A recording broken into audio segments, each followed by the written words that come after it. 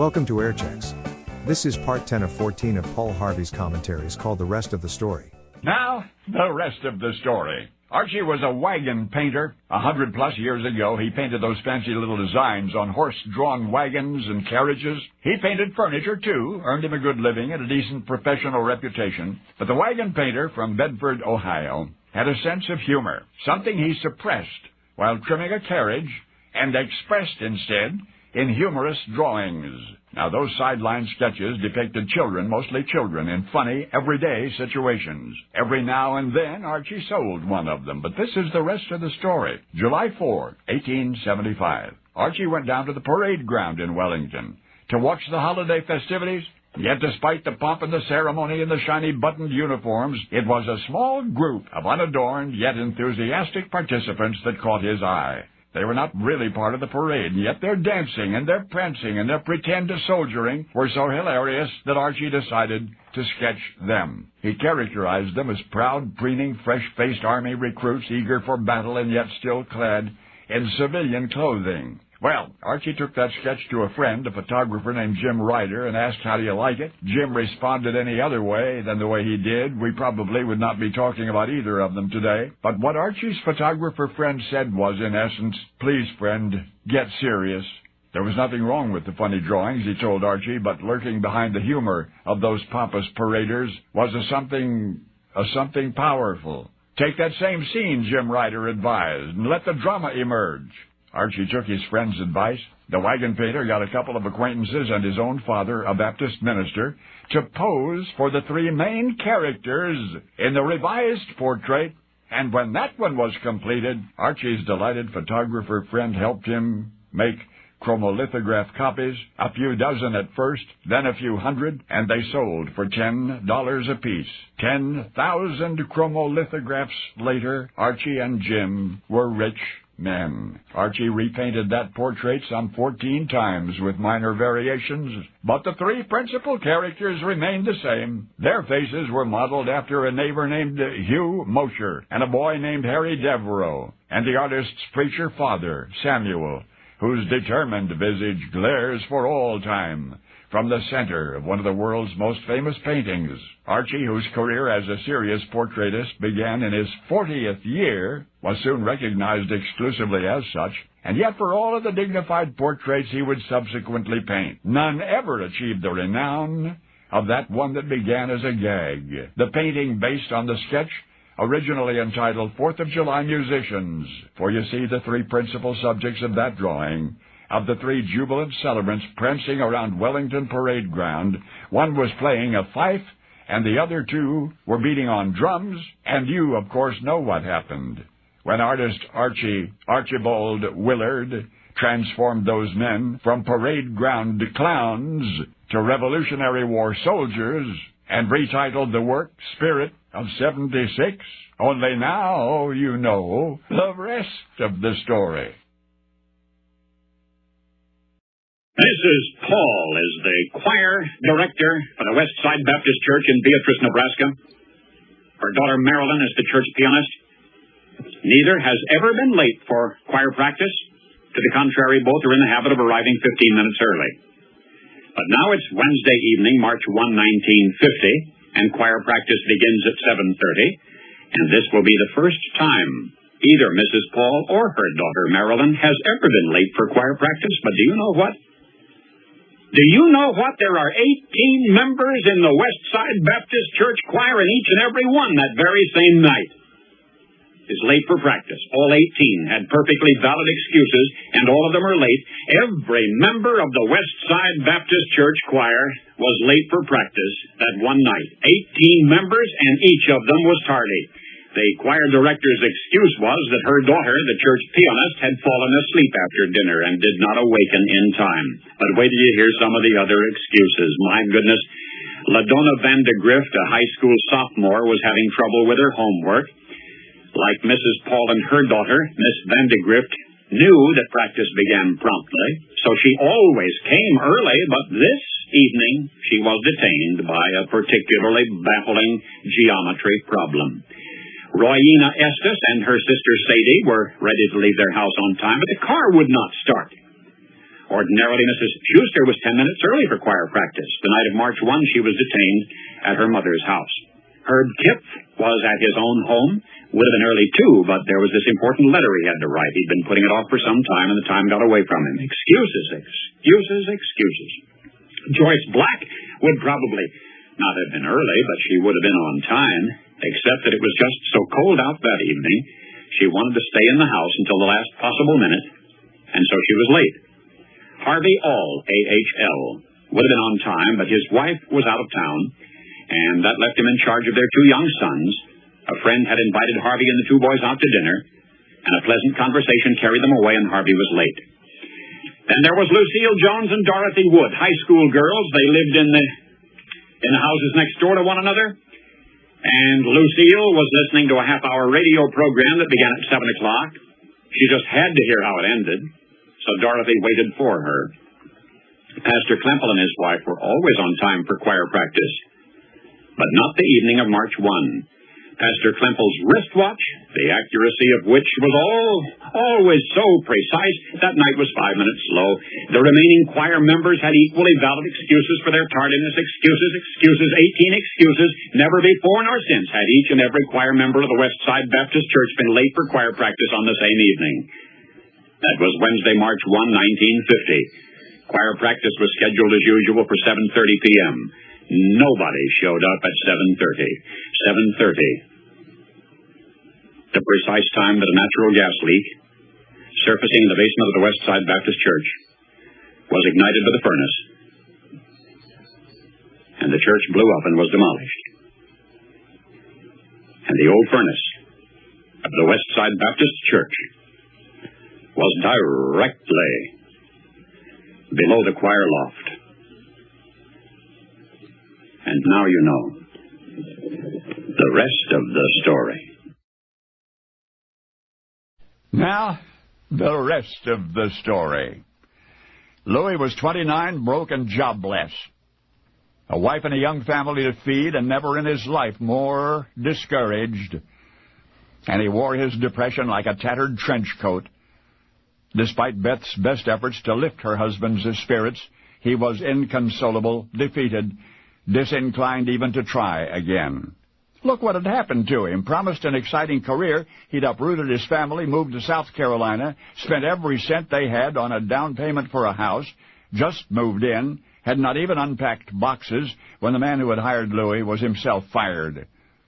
The institution in which Louis had anticipated working said, sorry, the replacement for the fellow who had hired Louis should be allowed to select his own staff. And when the new man did, Louis was not included. Now, here he is, a wife 8 months pregnant with their third child, all of their savings tied up in a home they could not afford, a new town, no friends, and their options diminishing every minute. Louis did have a master's degree in administration, but getting his doctorate would take time and money that he did not have. Louis also had a strong interest in law, but law school was now virtually out of the question. So Louis froze like a rabbit in the headlights, plunged into a seemingly inescapable, inconsolable abyss of despondency. But this is the rest of the story. After son Kevin was born, wife Beth got a job, and every penny of her income was absolutely necessary. But one day, there were some pennies to spare, and Beth bought Louis a present and brought it home to him. It was a book. It was one of those think big books. But this one had a twist. Make a list of your goals, it said, and then set out to achieve your goals. Well, Louis did not need lists. He needed food for his family. But strangely, the down-and-outer was fascinated. He was lured by the suggestion of such a pipe-dreaming exercise, so he sat down and he began to make a list of his goals. And what do you know? 2 begat 4, 5 begat 10, 20 begat 50, and then impulsively 75. Louis wanted to ride in a submarine. Louis wanted to land a plane on an aircraft carrier and make a parachute jump. Louis wanted to meet the Pope and travel to Antarctica, and to be a guest on The Tonight Show, and to have dinner at the White House, and to make a hole-in-one in golf. And when Louis's list reached 107 goals, wife Beth, pleased by her husband's apparent excitement, suggested why not add just one more goal: get a job. So Louis topped his list at 108, and he did get a job.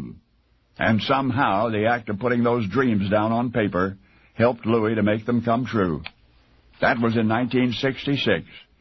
And over the years since his disappointment at the University of South Carolina, Louis has achieved 84 of his original 108 goals, and he fully intends to achieve the rest of them.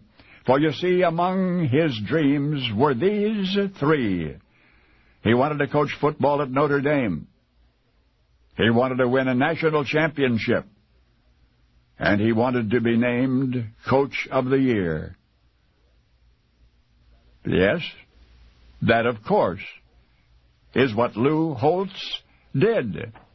Only you know the rest of the story. Now, the rest of the story. Should your travels take you to Charleston, West Virginia, the capital of that state, be sure to visit the Capitol building itself. They've been doing some renovating, but they may be done with it by now. It's located on Kanawha Boulevard at Washington Street, directly across from the governor's mansion. It was designed after our nation's Capitol building in Washington, D.C. Anyway, I'm preparing you for something. When you walk in the main entrance, you may be directed to the receiving hall, a large area about 14 feet by 40 feet, carpeted in royal blue. At the center of that hall, are you sitting down? At the center of that hall, you'll find a double casket and 2 bodies lying in state. The casket itself is glass-topped, made of wood, lined with dark blue velvet. The especially preserved bodies are those of Alexander and Emmeline. Now, those 2 so honored in the state capitol building of West Virginia had, while they lived, nothing whatsoever to do with state politics. They were, in fact, show business performers of considerable prestige. They were acrobats, artists of aerial ballet. In fact, Alexander and Emmeline belonged to an aerial acrobatic team comprised of relatives, a flying family, as they used to be called, and in their day they were the best. Alexander and Emmeline began their stage careers as classical ballet dancers, then gradually drifted from their formal training toward commercial gymnastics, the sort of tumbling entertainment that used to be on television variety shows. Alexander was particularly powerful. His ability to leap from great heights and land unharmed made him a natural for the high wire. And as I say, the entire family were athletically inclined, and soon the names of many cousins appeared on the program beside Alexander's and Emmeline's. Working mainly in New York, the family gave nightly performances and occasional matinees. Reporters referred to their artistry as daring, nerve-shattering, breathtaking. Alexander performed in a dashing red shirt and gray slacks, Emmeline in a colorful but modest red blouse and blue skirt. And as you may have guessed, they wear their stage attire still as they lie in state in the Capitol building in Charleston, West Virginia. Their posthumous presence in those hallowed halls came at the request of State Secretary A. James Manchin. See, without his intervention, the bodies of Alexander and Emmeline would have been buried in 1976. There is no state legislation to the effect that the right now resting place of Alexander and Emmeline is their final one. So, if you wish to visit them, as many fans of long ago already have done, then maybe you shouldn't delay. Objections from future state officials are inevitable that the repose of departed Alexander and Emmeline in a place of government is tasteless, if not entirely morbid.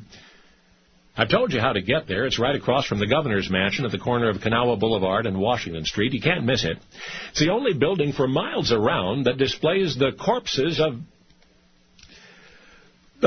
2 fully dressed, trained fleas.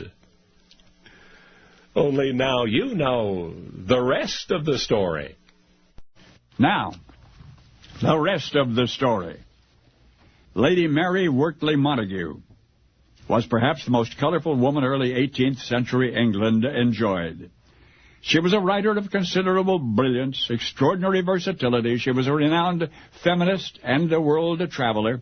A portrait which survives her, painted in 1715, is testament to her remarkable beauty. Remember that. As is frequently true of today's celebrated women, Lady Mary was champion of a cause, and her particular cause, mass immunization against smallpox. Having witnessed successful smallpox inoculations in Turkey, she agitated in favor of it on her home shores, and historians agree that due to the efforts of Lady Mary, Britain was indeed made aware of one of medicine's most splendid advancements, variolation. That's what it was called, variolation. Inoculation with smallpox virus for the purpose of immunizing against smallpox. Already common practice in Turkey and China. The Western world was all but oblivious to it, but then East met West through Lady Mary. The following year, husband Edward became ambassador to the Turkish court at Constantinople, and it was there that Lady Mary first observed variolation. In fact, she was so impressed with its apparent effectiveness that she asked the embassy physician to inoculate her own young son. And so began Lady Mary's crusade. In 1718, the Montagues returned to London. Mary's literary ability blossomed. Her old friendships were rekindled. But the top of the list was her campaign to alert Britain to the importance of its war against smallpox. Among her most vehement opponents in this cause were clergymen. If an individual was stricken with smallpox, they said it was God's will. Lady Mary protested that the pursuit of health was also God's will. In 1721, she emphasized her sincerity by having her own 4-year young daughter inoculated. Though variolation would not become a common practice in Britain for many years, it was Mary's persistent propaganda which initially turned the tide, and yet her bravery in the face of skepticism was more than that of a tireless young woman inspired by a noble cause. Because the portrait of Lady Mary Wortley Montagu, I mean the one painted in 1715, depicts the last of her loveliness. In that same year, her beauty was gone forever.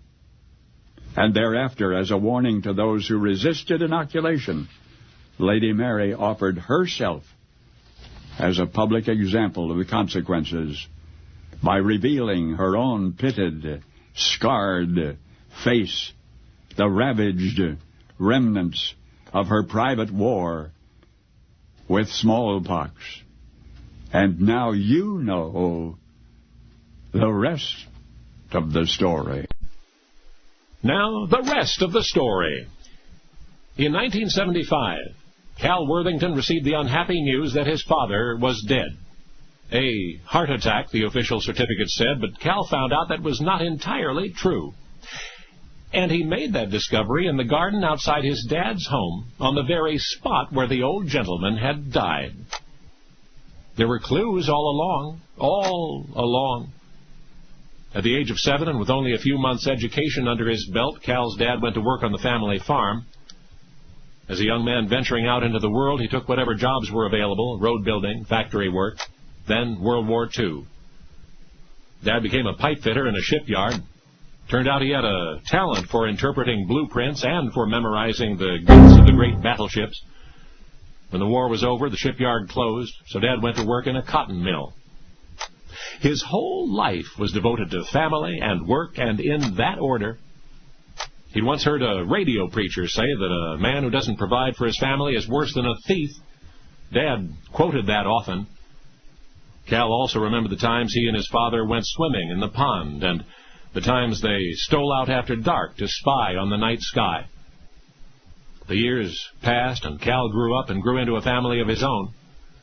When Mom died, Cal and his wife asked Dad to come live with them, but Dad preferred the little frame house he had shared with his own bride. He would stay there and tend the garden of which he was so proud. It was in that garden that a neighbor found him one morning, sprawled amid the dewy green and the furrowed earth. So Dad was gone, and Cal was grieved, although somewhat prepared. Those last months had been difficult ones for Dad. In and out of the hospital, a series of mild heart attacks.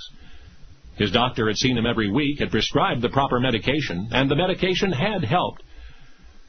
But one thing bothered Cal. The doctor had just written a new prescription for Dad's nitroglycerin pills, and the druggist had filled that prescription. In the event of another attack, Cal's father was instructed to place one of those pills under his tongue. The medicine might have sustained him when the last attack came, might have kept him alive at least long enough for him to summon help. But when Dad's body was discovered, his nitroglycerin pills were not. An hour before the funeral service, Cal took a walk in his father's garden, and kneeling over the spot where Dad had died, Cal learned the awful, ironic truth. Because there, partly submerged in the soft earth, Cal found a brick. A brick. And beneath the brick, battered but unbroken, was a plastic bottle. A bottle of pills. Nitroglycerin pills. Because, you see, Cal Worthington's father had worked all his life. He understood complex blueprints and mighty battleships and mill machinery. But he had never learned to read. So he could not have read the critical instruction on the druggist's new prescription bottle, child-proof cap, push down and twist to unlock. Only now you know the rest of the story. The rest of the story. Stacy Hillman of Castleberry, Florida, had just assumed all police officers wore bulletproof vests, especially those in the line of fire. In February 2000, she read a national news magazine article about a member of the San Diego police force shot and killed in the line of duty. Not because he failed to wear a flak jacket, but because he had none to wear. Then and there, Ms. Hillman made it her business to see that one day no officer anywhere need risk a bullet without wearing a bulletproof vest. She investigated, learned that point-blank grade, bulletproof, stab-resistant vests cost many hundreds of dollars apiece, and further, incredibly, that most police and sheriff's department budgets just don't stretch far enough to cover them.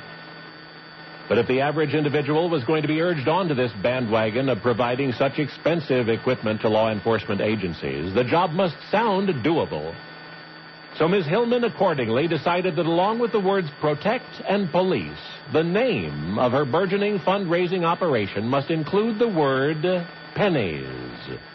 That in mind, this overnight obsessed citizen strode down to the Castleberry Police Headquarters, straight up to the officer behind the front desk and said, "Listen, I intended to put empty milk bottles around town for people to put pennies in, and I want the Castleberry PD to use those donations for body armor. Is there anything wrong with that?" She was told there are legal requisites to achieve nonprofit status. She had no idea what that meant. So this complete novice to charitable enterprises found a lawyer, got registered, went to work. In 6 weeks, she had bottled enough pennies to buy 9 bulletproof vests. In 16 months, she had raised more than $80,000, enough to equip 115 theretofore vulnerable officers. Today, Stacy Hillman persists in her mission, speaks to law enforcement conferences and civic organizations, has raised hundreds of thousands to provide hundreds of vests to scores of law enforcement agencies in more than a dozen states. She will not rest, she says, until every officer wearing a shield is wearing a shield. But there are 2 things I want you to know. Ms. Hillman just got started in the year 2000, right? She was at that time merely 9 years young. And her organization's name? It's Pennies to Protect Police Dogs. You see, canine police officers who bond with their 2-legged colleagues as profoundly as any lawmen. Until lately, they've gone naked against the armed carjackers and drug dealers and bank robbers, sometimes leaving entire departments grieving. One Nashville police dog in the middle of a gun battle took a round in the spine and, half paralyzed, struggled with his dying breaths to cover his wounded patrolman partner's body with his own. So when cops talk cop talk and personal heroes come up, you sometimes hear the name Stacy Hillman. And of course you know why. Because now you know the rest of the story. Now, the rest of the story. It was a class assignment at Stuyvesant High School. Write down what you want to do with the rest of your life. Well, Jim thought a moment, and he wrote big league baseball player. But then, reflecting on how few hopefuls ever make it to the majors, he added these options: boxer, or farmer, doctor, or maybe be a philanthropist. Well, had anybody at the time suggested Jim consider becoming a chorus girl, the person who proposed that would have expected a fist in the face. But this is the rest of the story. After school and late into the night, Jim did everything in his power to supplement the meager family income. Particularly now that Dad was dead, every dollar counted. So he took a job as a copy boy for the New York Sun. He worked as a bouncer at a local pool hall, as a book custodian at the public library, as a bellhop at the Friars Club. Jim even worked telephone switchboards and sold excursion tickets for the Hudson River Day Line. And he wrapped gift packages at Wanamaker's department store. Often Jim's odd jobbing would keep him up until 3 in the morning, but he still managed to do his homework and to be at school at 8 a.m. 5 days a week.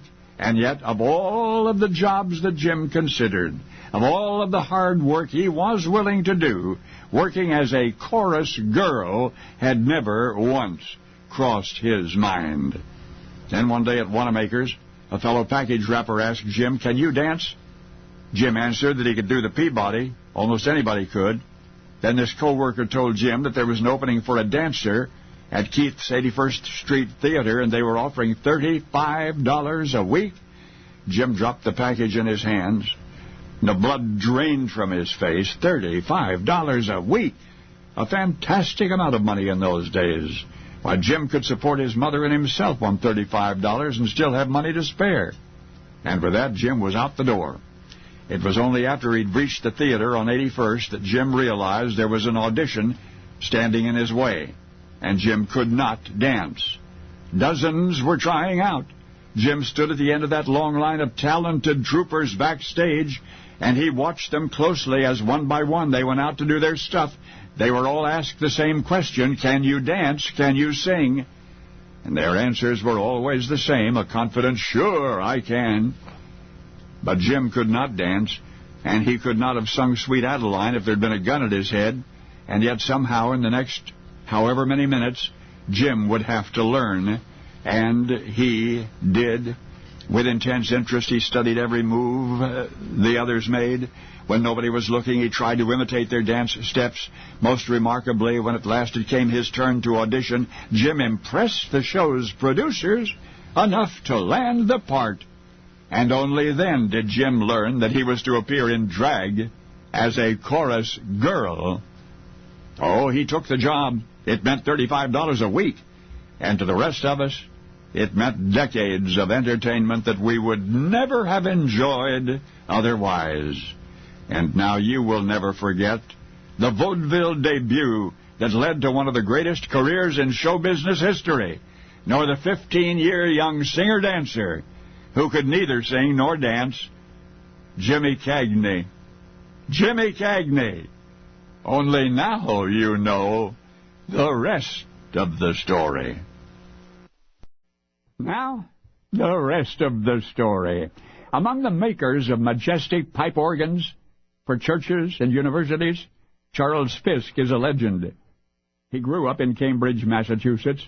As a teenager, he was somewhat of an electronics wizard. He was building tube amplifiers before there was such a term as high fidelity. Later, he went to Harvard, then to Stanford. Then he abandoned his burgeoning scientific career for the beautiful world of music. In 1954, he became the apprentice of renowned organ maker Walter Holtkamp. Within 18 months, Charles had earned a partnership in the Andover Organ Company, and by 1959 he owned that company. And by 1962 he had moved to Gloucester, Massachusetts, as C.B. Fisk Incorporated. Charles never did resume the interest in electronics that had made him the teen talk of the town. In fact, there was something decidedly anti-technological in the Charles Fisk approach to organ making. First, all Fisk organs are tracker organs, no electronics, simply woods and rods and wires as one might find in a pipe organ centuries old. Charles even quarreled with that one lonesome 20th century touch found in all modern trackers, the electric blower motor. He understood that nobody wanted to stand around in the church basement hand-pumping organ bellows, not nowadays. But he also understood that the organs of old rendered a slightly irregular warbling sound. So, in 1968, he proposed that the barely perceptible warble be restored to the tracker organ, that the modern, super-consistent electronic blowers and the wind supply regulators not be allowed to smudge the beauty, what he called the natural grace of the past. Now, that proposal was vigorously denounced by his colleagues at the time. It would take them a decade or so to see it his way, but the point is, Charles Fisk was a proud reactionary. With loving hands he fashioned the charm of 1,000 yesterdays from the same materials our ancestors used, almost as though he were intentionally turning away from some terrible vision, or as though attempting to atone for some past unpardonable sin. And in fact there was a private nightmare that cast its shadow on his dreams. It began before Stanford, before Harvard, when the slender brown-haired boy genius in electronics was sent to Chicago to work on the top-secret Manhattan Project. That's right.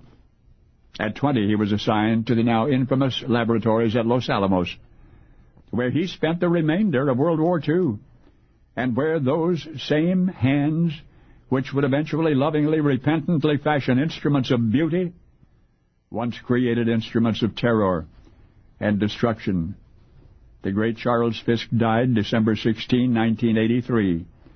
But his masterworks of musical glory and spiritual peace live on.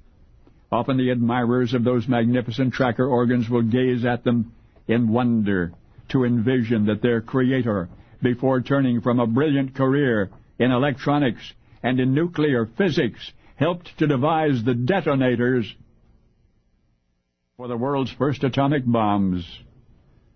Only now you know the rest of the story. Now, the rest of the story.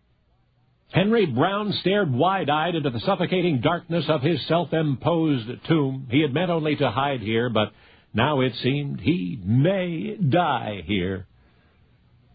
In what threatened to become his last minutes, or perhaps even moments, Henry reflected on his family, his wife Nancy and their children, all of them so cruelly taken from him. Life without them was meaningless anyway, he pondered, so he might as well perish, but why in such agony? The mortal danger Henry presently faced was less a matter of his being discovered than of what had happened to the enclosure in which he'd concealed himself.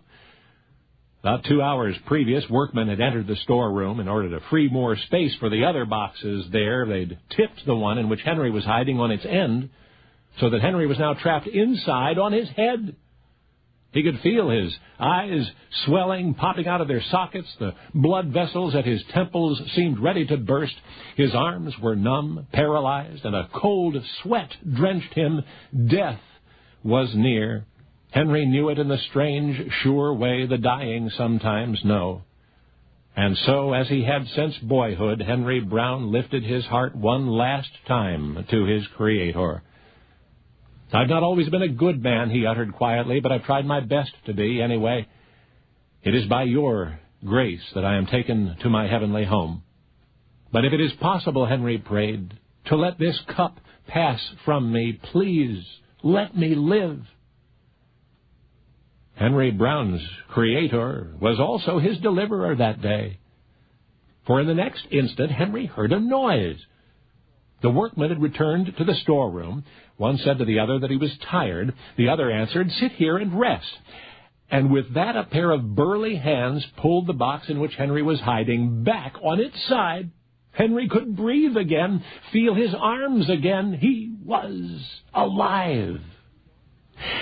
And beyond today, he would survive. You see, Henry Brown was a 32-year-old black slave, the immorally rightful property of a Virginia plantation owner. More desperately still, Henry Brown was on the run. When his master sold his wife and children, Henry, despondent, decided to escape. He had nothing to lose now, he told himself. And so, with the complicity of a friendly carpenter and the address of a Philadelphia abolitionist, he engaged in a deadly game of Hank-in-the-Box. Had the carpenter nail him into a shipping crate with 3 tiny air holes in it, a container 3 feet by 2 feet by 2, which traveled by railroad baggage car, and then by steamboat, in the storeroom of which Henry was dumped on his head and nearly died, and then by wagon, and then by rail again, and by wagon again, until he reached the abolitionist's home, whereupon he was freed, and was free forever after. So, yes, I do mean to say that once upon an innovative exit from the land of whips and thumbscrews in the year 1848, there was a slave named Henry Brown, who nailed himself to freedom. And his odds of escaping detection, moreover of surviving the events of those 27 incredible hours, about as low as you can go. Only now you know the rest of the story. Now, the rest of the story.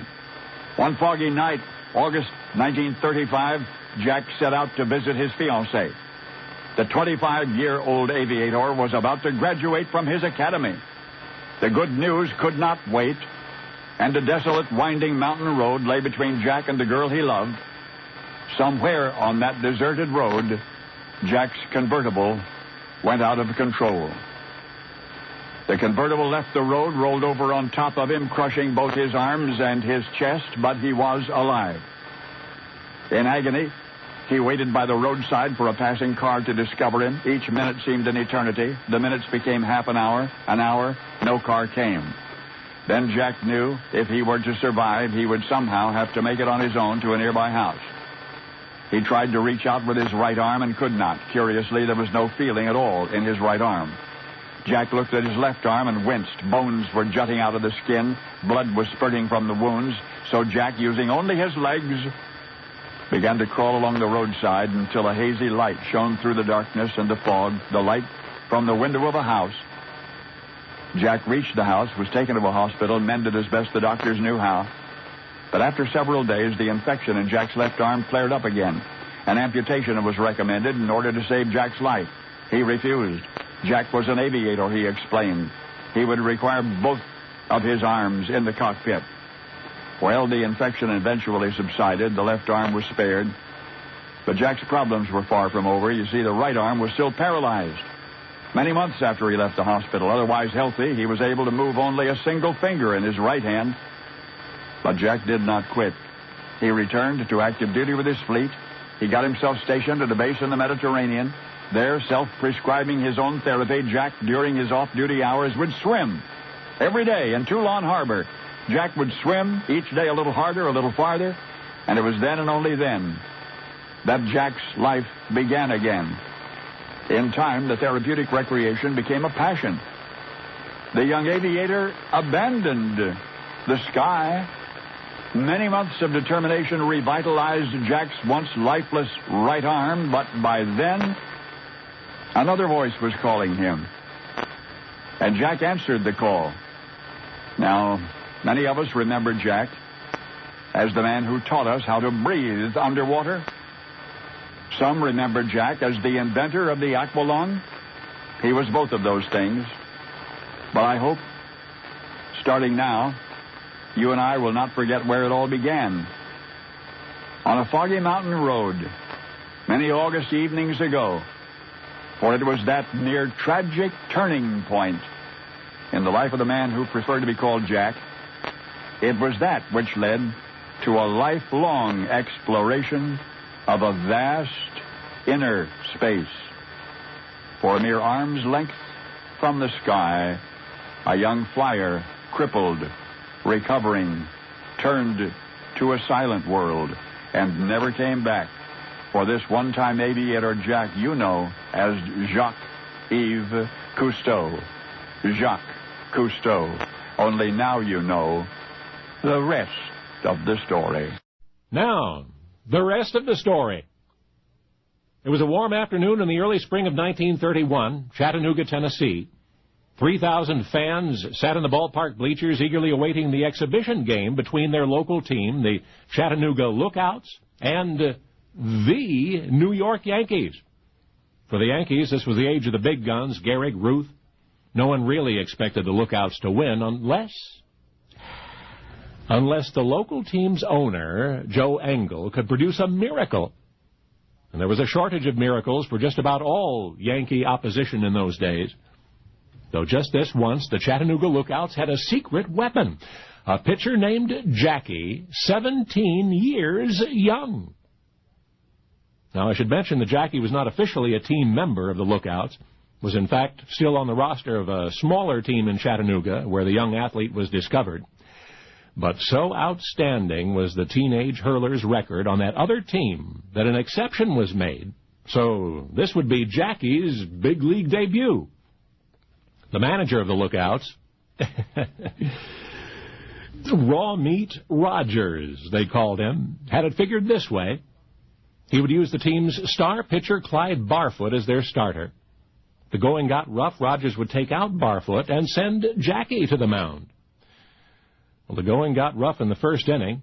First two Yankee batters reached base. Next up were Babe Ruth, Lou Gehrig, and Tony Lazzeri. So lookout pitcher Barfoot was pulled, and just like that, 17-year-old Jackie was in the game.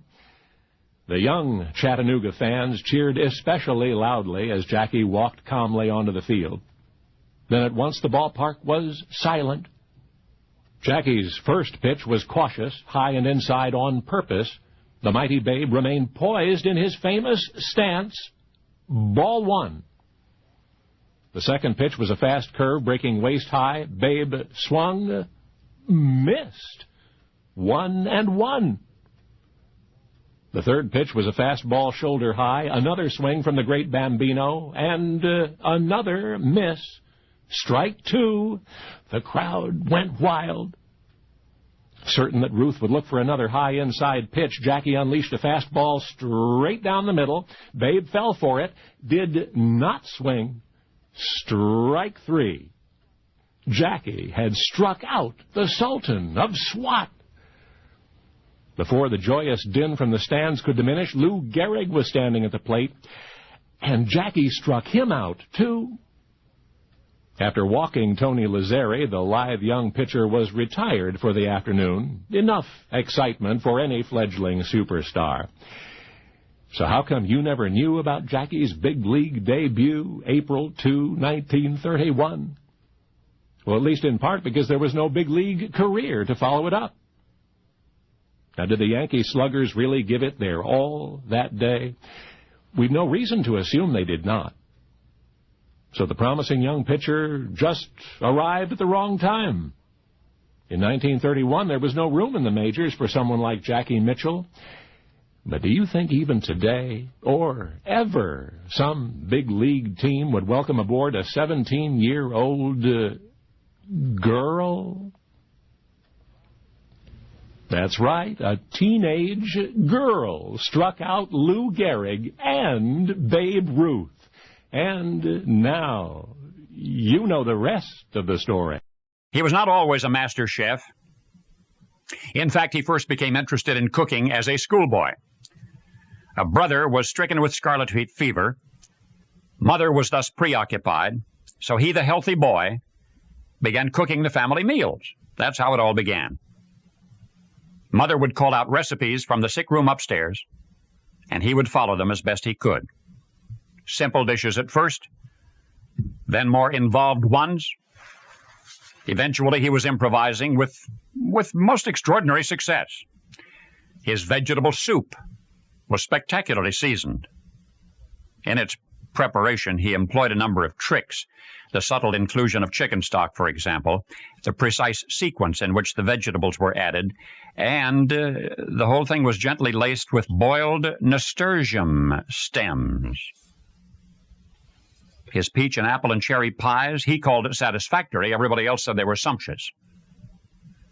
Before long, even the young boy's school friends respected his destiny as a master chef. He always said the best food is no better than the manner in which it's prepared. While still a young man, he attended a cook's and baker's school. But by then he might have taught the courses he took. His revolutionary concepts, such as the addition of flour parts to certain recipes, created quite a stir among his peers, eventually in the newspapers. But this is the rest of the story.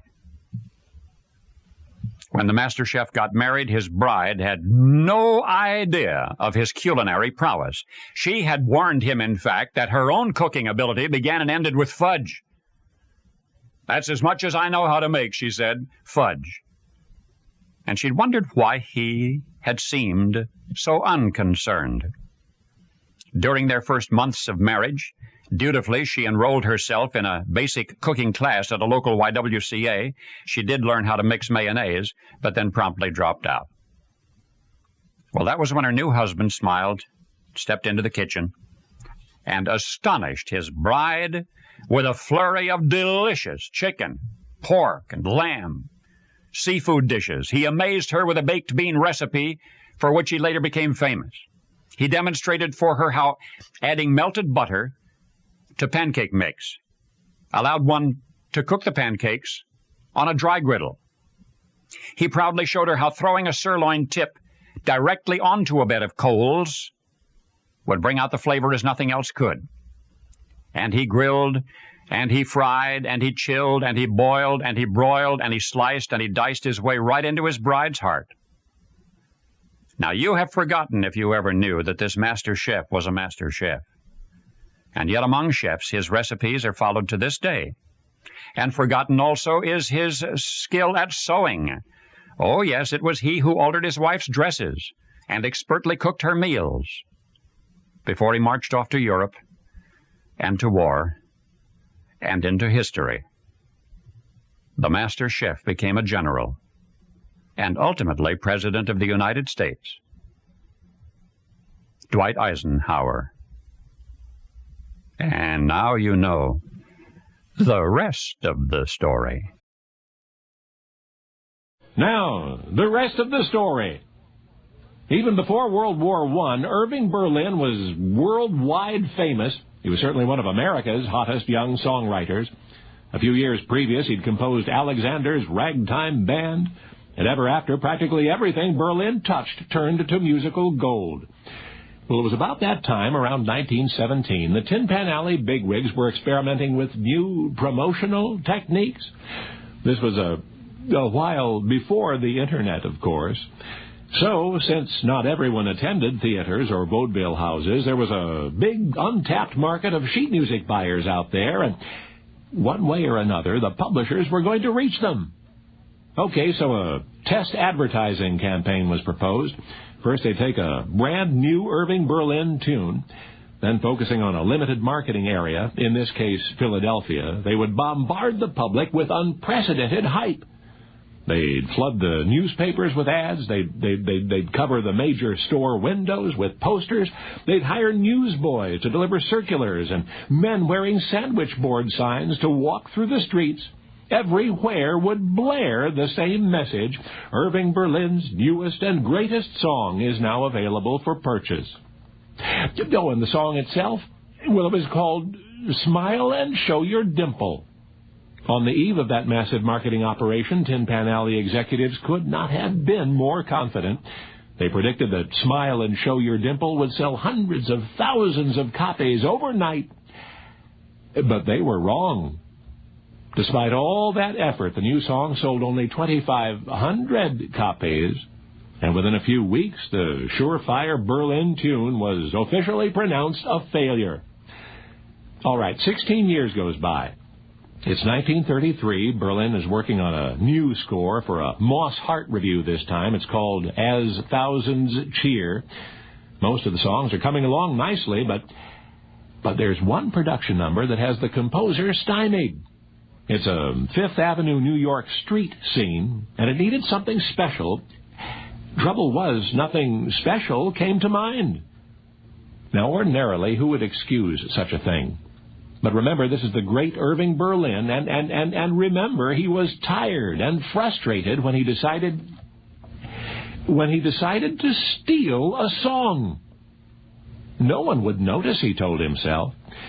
But when As Thousands Cheer appeared on Broadway, one New York critic did recognize this bit of plagiarism, and he admonished the composer. But by then the tune in question, retitled and reworded, of course, well, it was a smash success. And by now maybe you've guessed that Irving Berlin stole that song from himself. He'd gone all the way back in his files to 1917, and he found Smile and Show Your Dimple, and he changed the lyrics, and he put it in the show. So the song, aggressively promoted by Tin Pan Alley executives 16 years before, only to fail and be discarded, well, it found a new life in the New Times of 1933 and would be remembered forevermore. Of course, you know the misfired melody no one would buy before World War I as Easter Parade. Only now, you know the rest of the story.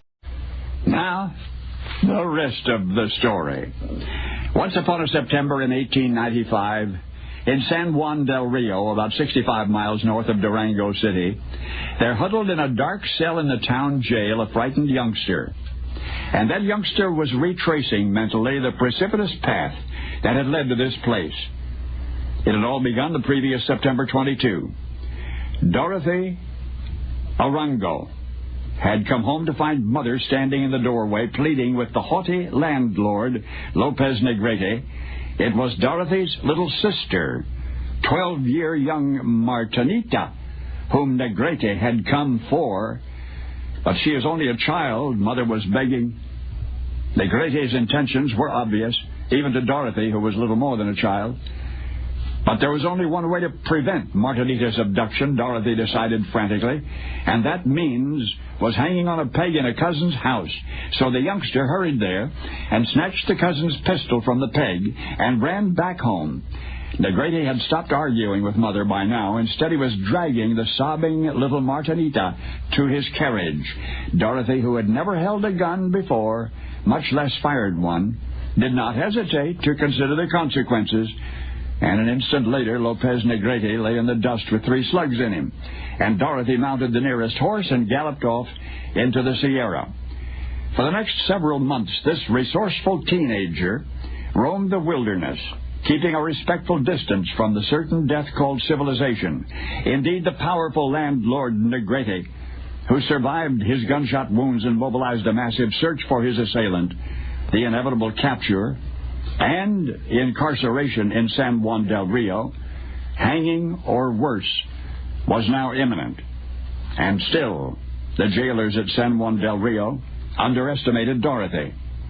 So when the teenager was taken to the jailhouse courtyard and told to grind a barrel of corn for the menfolk, Dorothy at first appeared meekly to comply, but then suddenly seized the stone metate and hurling it at one of the guards, it struck him in the head, and he fell dead.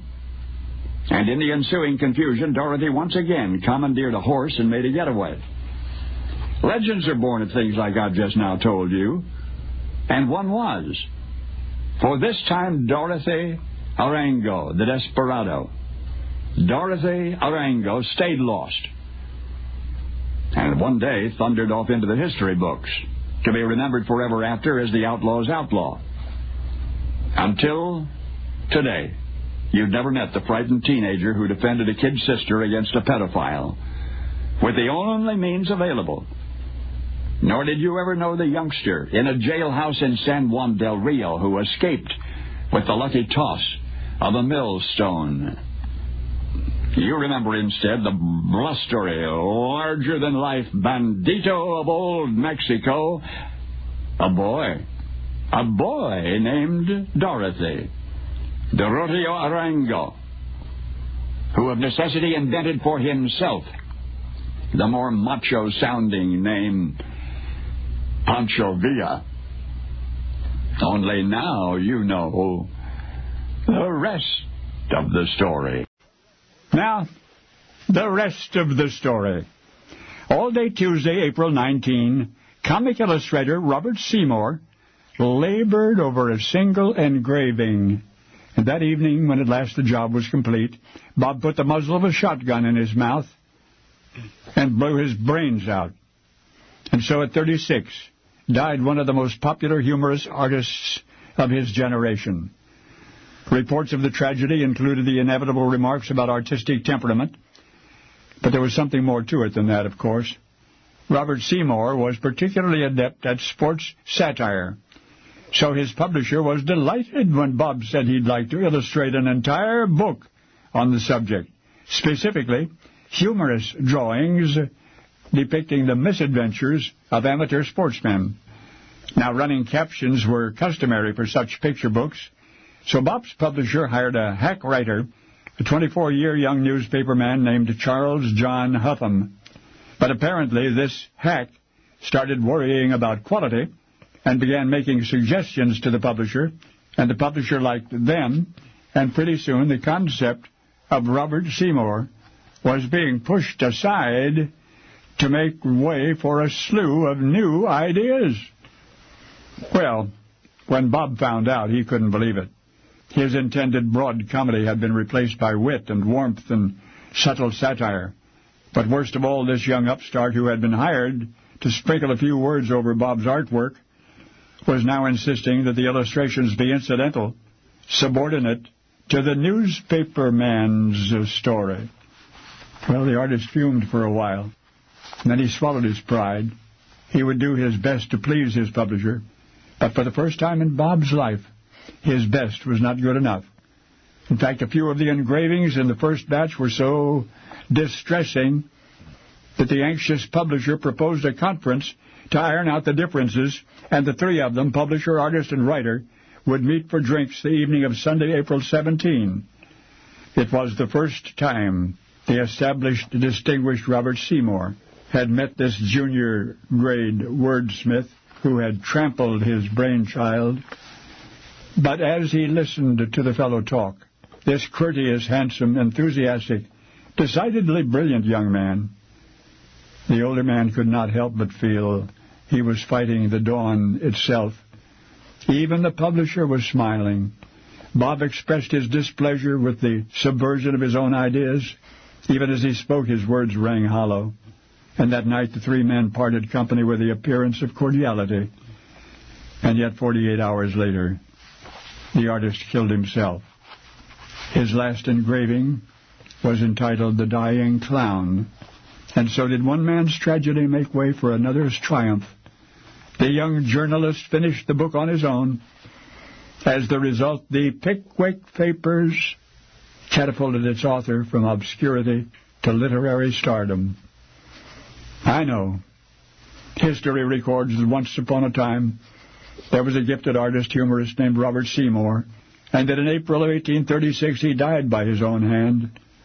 Or was he merely accidentally annihilated by the emerging genius of Charles John Hupham Dickens? The Charles Dickens.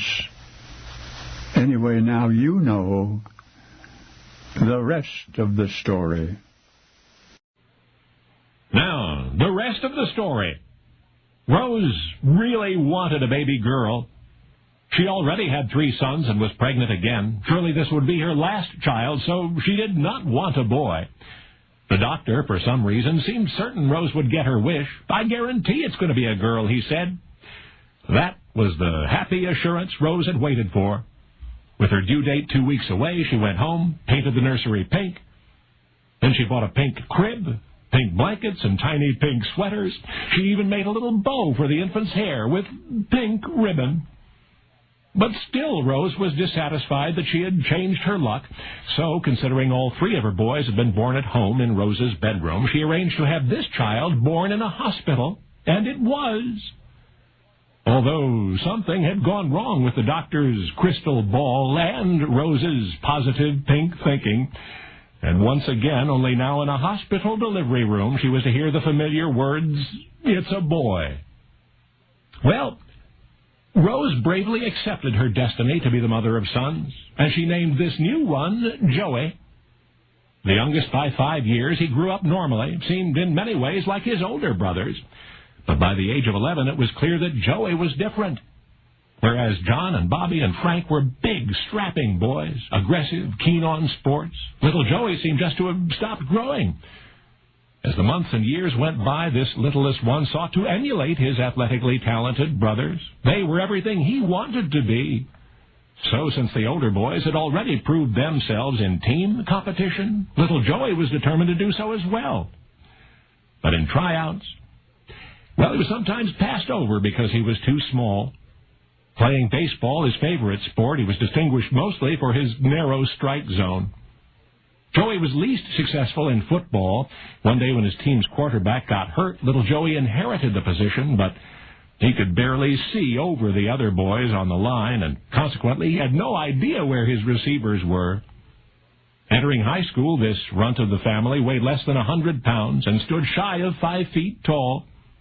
He did his best, but by sophomore year, this competition with his brothers was becoming too much for him, so he asked his coach if he could quit the football team.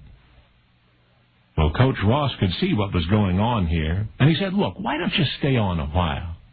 Even if you don't play, at least you'll be involved, and who can tell? All you have to do is grow, and you just might develop into a pretty good football player someday." Well, little Joey stayed on the team. But that was the last encouragement he was to receive from Coach Ross. All that year, he got only one chance to play, and that solitary performance was far from spectacular.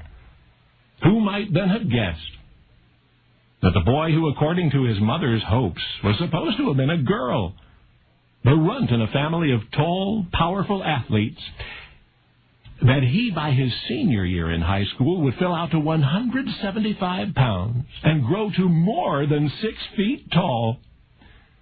You see, little Joey, the boy too short for sports, the high school football player least likely to succeed, why, he became a Super Bowl success. The record-shattering quarterback the Pro Football Hall of Fame remembers as Joe Namath. Only now, you know the rest of the story. Now, the rest of the story. June 1936. Horse trainer Tom Smith toured the racetracks of Massachusetts looking for a bargain.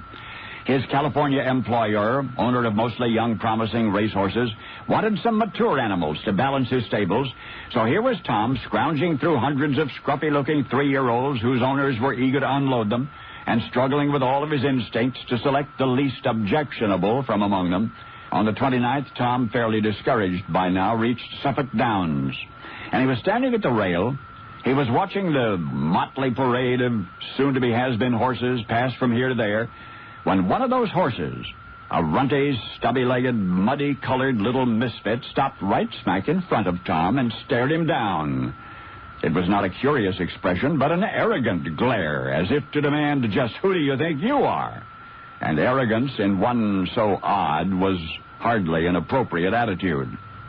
And it was not just the animal's appearance, but his gait. As he approached, Tom had for an instant thought the poor creature might be lame. And yet a closer look at the asymmetrical knees, which did not permit the legs to straighten, revealed the anatomical source of his lopsided walk and his permanent semi-crouch. Now, by any reasonable measure, this was not a racehorse, and his record confirmed it. 16 races, 16 losses, the last 3 by a total of more than 25 lengths. And furthermore, he was lazy. He was a late sleeper, a big eater who successfully connived to defeat every kind of training regimen his frustrated handlers had devised.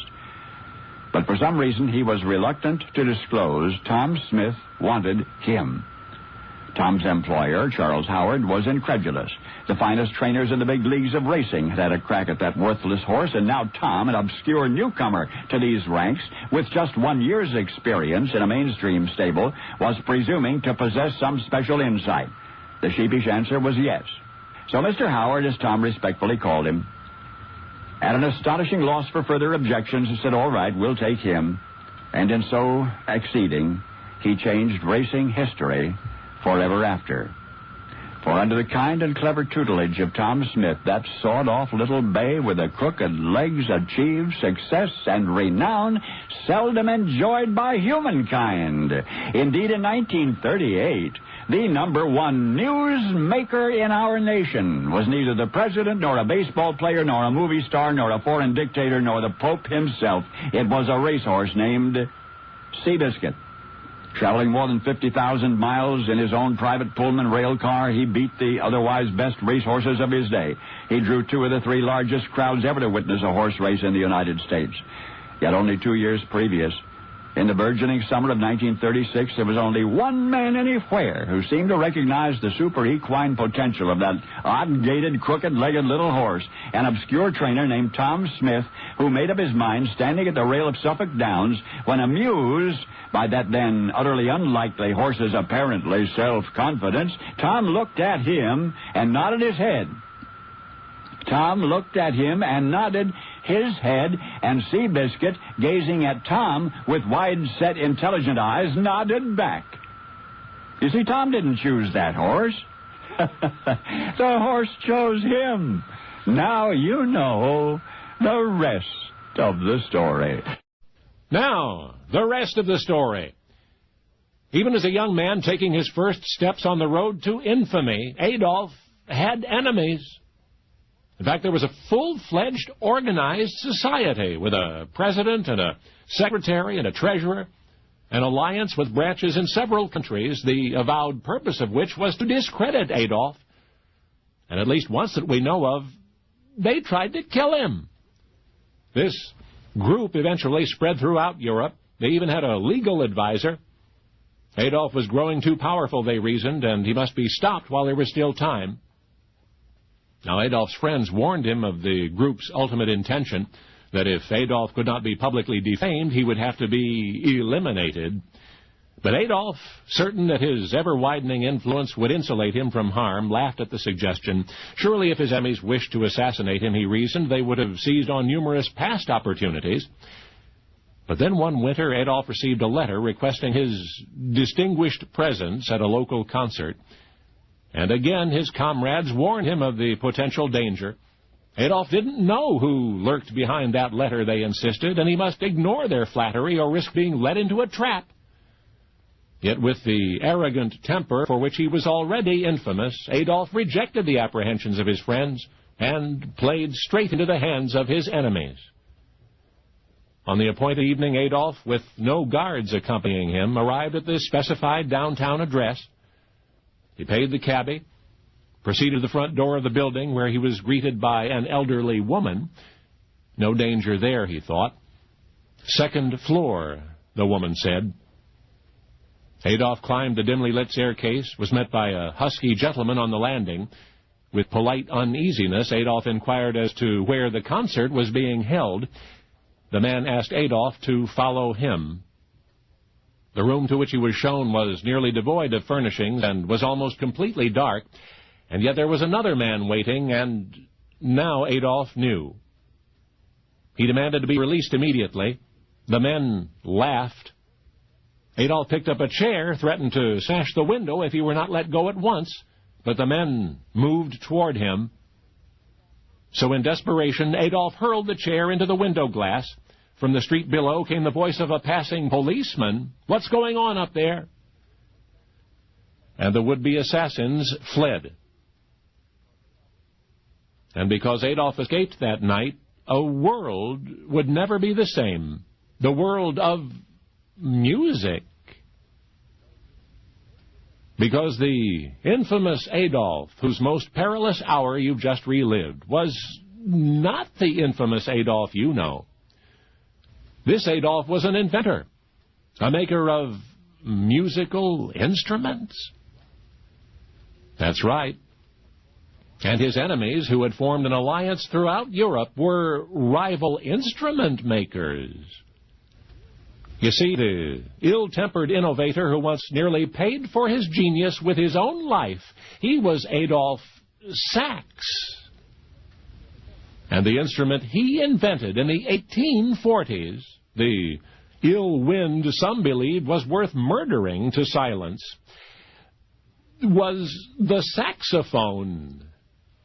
Only now you know the rest of the story. Now, the rest of the story. Each and every Sunday, 15-year young Eddie could be found on a certain street in Columbus, Ohio, in front of the Freyer Miller Company. His nose was pressed against the glass, gazing inside in wide-eyed wonder. For the Freyer Miller plant was open and operating 7 days a week, holidays included, and in those early years of this century, they were producing something most revolutionary, an automobile. The company was manufacturing only one car a month, only one model, which Mr. Freyer himself had designed. And because he worked long hours pushing a broom Monday through Saturday, young Eddie made Sunday his special day. To go down to Miller Freyer, to watch and to dream. And Eddie would surely want to work there someday, building cars, he told his friends. But no matter whom he told, the answer was always the same. Eddie should know better. There were plenty of people in line for a job who knew something about engineering, but the plant had all the personnel they needed. Freyer Miller was not hiring. But one day, Eddie got up the nerve to go inside, to approach Mr. Freyer himself. Seemed like a pleasant man. Said he'd seen Eddie come around about once a week on Sundays, wasn't it? And then the gentleman asked what it was that Eddie wanted, and Eddie said, "I want to help you build automobiles. Can I have a job?" But Mr. Freyer shook his head. "I'm sorry, kid," he said. "Freyer Miller is not hiring." But that brings us to the rest of the story. The following morning, Eddie did not report to his usual job. He went instead to Freyer Miller, 7 o'clock sharp. That would give him an hour and a half before Mr. Freyer arrived. Plant manager let Eddie in. "I'm the new boy," he announced. And then he asked where they kept the heavy floor brush and the broom. The manager pointed to a corner of the machine shop, and Eddie went to work. Messiest, most cluttered place the youngster had ever seen. Benches heaped with dirt and machines' shavings, floors about the same. By 8:30, when Mr. Freyer showed up, half of the shop was still dirty and disheveled. But the other half was shining, sparkling, eat off the floor clean. Well, Mr. Freyer stood there for a moment. And then at last, much impressed by the incredible contrast, he broke into a broad grin and he said, "Son, you've got your job. You've got your job. But not only sweeping floors. Anybody that determined and conscientious ought to report to toolmaker Schwartz and help him make carburetors." So 15-year young Eddie was going to be building cars after all. And so did two fledglings grow up together, Eddie and automotives. The history of that industry hails him as an internationally renowned, world record-holding race car driver and a distinguished automotive engineer. But American history books honor him as so much more, as a war hero, as a flying ace. But now you know how and where the lifelong love affair began between the seductive whir and purr of fine machinery. That was his world, the world of a small boy destined to make a big difference in that world, Eddie Rickenbacker. Because now you know the rest of the story. Now, the rest of the story. It was the prospect of gold that brought people into the territory in the first place, and those who had come decided to stay. By February 1859, an act had been introduced in Congress which would make that chunk of land spanning the Rockies an official U.S. territory. The name Osage Territory was proposed, yet there was too much congressional foot-dragging to suit the enthusiastic inhabitants of the area. And so on June 6, a constitutional convention assembled and the name Jefferson Territory was adopted, and the election of a delegate to Congress was scheduled, had the duly elected delegate B.D. Williams simply gone to Washington, D.C., and gained the acceptance of Jefferson Territory as an official territory of the United States, then the eventual state would have been called Jefferson. But there is no such state, and here's why. Among the unsuccessful candidates for territorial delegate was a fellow named George M. Willing. He decided to go to Washington anyway. He met Delegate Williams there. He told Delegate Williams that Congress would be unlikely to buy the name Jefferson for the new territory, and that he, George Willing, had a better name, Idaho. It was an Indian word, George said. It meant gem of the mountains. And Delegate Williams said that it was a very nice name indeed, but that the territorial inhabitants had already chosen Jefferson, and Jefferson they would get. Well, shortly thereafter, both House and Senate committees determined that to start a trend naming territories after presidents would not be a good idea, and that President Washington should remain a singular honor. And so what about Idaho? George Willing once more declared. And Delegate Williams admonished that if Jefferson was out of the question, a number of names should be pondered and carefully evaluated. Well, the names proposed to the Senate committee included Tampa, and Nimara, and Wapeleo, and Arapahoe, and even San Juan. The House committee seemingly particularly fond of Tahosa. Tahosa was an Indian word meaning dwellers of the mountaintops. The names of Columbus and Franklin and Lafayette were also considered for the new territory. But the one name, apparently irresistible to all, that one name was George Willing's original suggestion, Idaho. Gem of the mountains. What could be more appropriate? But this is the rest of the story.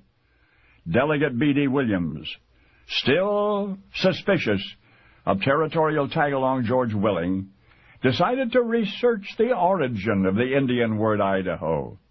You know what he discovered? Not only that Idaho did not mean gem of the mountains, but that Idaho had no meaning at all. There was no such word in any language as Idaho. Suddenly realizing that the Idaho proposal had been George Willing's practical joke from the start, Delegate Williams hurried back to the Hill with this warning. The name Idaho was a fake. It meant nothing, least of all gem of the mountains. The name of a territory, ultimately a state, should be the product of a practical joker's imagination that was unthinkable, and therefore the new territory must receive another name, a legitimate name. And it did. The phony name Idaho was abandoned. And on February 28, 1861, Colorado was born. And now you know the rest of the story. Now, the rest of the story. She was the largest ship anywhere, a record she held for half a century. Her name was the Great Eastern, and something else. She was jinxed. How big was she? Well, she was 680 feet long, 120 feet wide. She displaced 27,384 tons, could carry 4,000 paying passengers in peacetime, and 10,000 troops in the event of war. She could take 6,000 tons of cargo and 12,000 tons of coal for fuel, which meant the Great Eastern could travel from England to India and back again without refueling. She was the only vessel ever to be propelled simultaneously by screw propeller and paddle wheels and a full rig of sail. And from her debut as the monster queen of the seas until her voyage to the scrap heap in 1888, the Great Eastern had a stone-cold reputation as a jinx. For a while, it seemed she'd never be launched. November 3, 1857 was the date originally scheduled for her sideways slip into the Thames River, but a few feet was as far as she got. 10 times over the next 3 months, her owners tried to extricate her from her muddy snare, cost them £120,000. Finally, and only after bankrupting her owners, the Great Eastern launched herself. Just slid out into the river unassisted the last day of January 1858. It was around that time folks began whispering about the ship with a mind of its own. Great Eastern stayed at anchor in the Thames for almost 2 years thereafter before being purchased for only a quarter the original building cost. Then September 1859, a trial run, during which an engine room explosion killed 6 firemen and her commander drowned. She spent that winter docked at Southampton with her new owners calling it bad luck and others calling her a bad luck ship. And the misfortunes didn't stop. On her maiden voyage, her screw shaft bearing was run out, and both paddle wheels were smashed, and her rudder head snapped. And during subsequent voyages, there were serious damages and staggering debts. Attempting to get out of the red, her owners organized a lottery, but even that failed for lack of public interest. So for the next 11 years, the Great Eastern remained in port. The beginning of the end came in 1888. And because of the strength of her hull, it took 3 years to dismantle her. Historian John Guthrie, reviewing the calamitous career of the Great Eastern, observed, quote, "During her lifetime, this vessel ran through fortune after fortune, destroyed her designers, builders, and all her successive owners with grim impartiality. Yet she spent most of her life at anchor." And all the while, seasoned seamen searched their minds for a clue to the jinx. Of course, there is no such thing. There is no such thing. Even still, in the final months of the Great Eastern's disassembly, the workers, they were pulling apart the layers of the monster ship's double hull when they discovered her first passenger. Been there trapped inside from the time she was built. A human skeleton. And as I say, there's no such thing as a jinx. Only now, you know the rest of the story. Now, the rest of the story. Frank James had hit bottom for sure this time, and yet there's something oddly anesthetizing about utter failure, perhaps a natural defense against irrational despair. And so Frank trudged on through these depths to which he had descended, this ill-advised occupation as a baby photographer. Had somebody suggested such a career to Frank only a month or two previous, he would certainly have laughed, envisioning himself, camera poised, struggling for composure amid his own frustration, beseeching, "Smile, you little so-and-so," but his prospective employer had made such a compelling speech. For 5 whole minutes he had expounded on the uniqueness of the mother's love and how that relentless devotion to her child rendered her vulnerable to a baby photographer's pitch, and thus inspired and armed with his boss's camera, Frank James hit the pavement in search of infants to immortalize. "Excuse me, ma'am," he said to the first young woman who answered the polite rapping at her door. "Get lost, mister," the woman interrupted, and then slammed the door in Frank's face.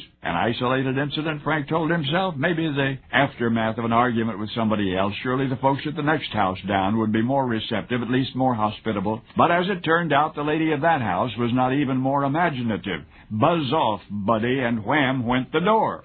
Now, it was during the lonesome brief journey to the home next to that one that Frank reflected once again on what he ought to have been, an artist. Ever since a schoolboy, he had admired the paintings of the masters. At the urging of his teachers, he became an art major in college. He grew fascinated with political cartooning. He enjoyed some success as a political cartoonist in the Midwest and then moved to California, hoping to land a regular job with one of the big newspapers out there. But the competition was fierce.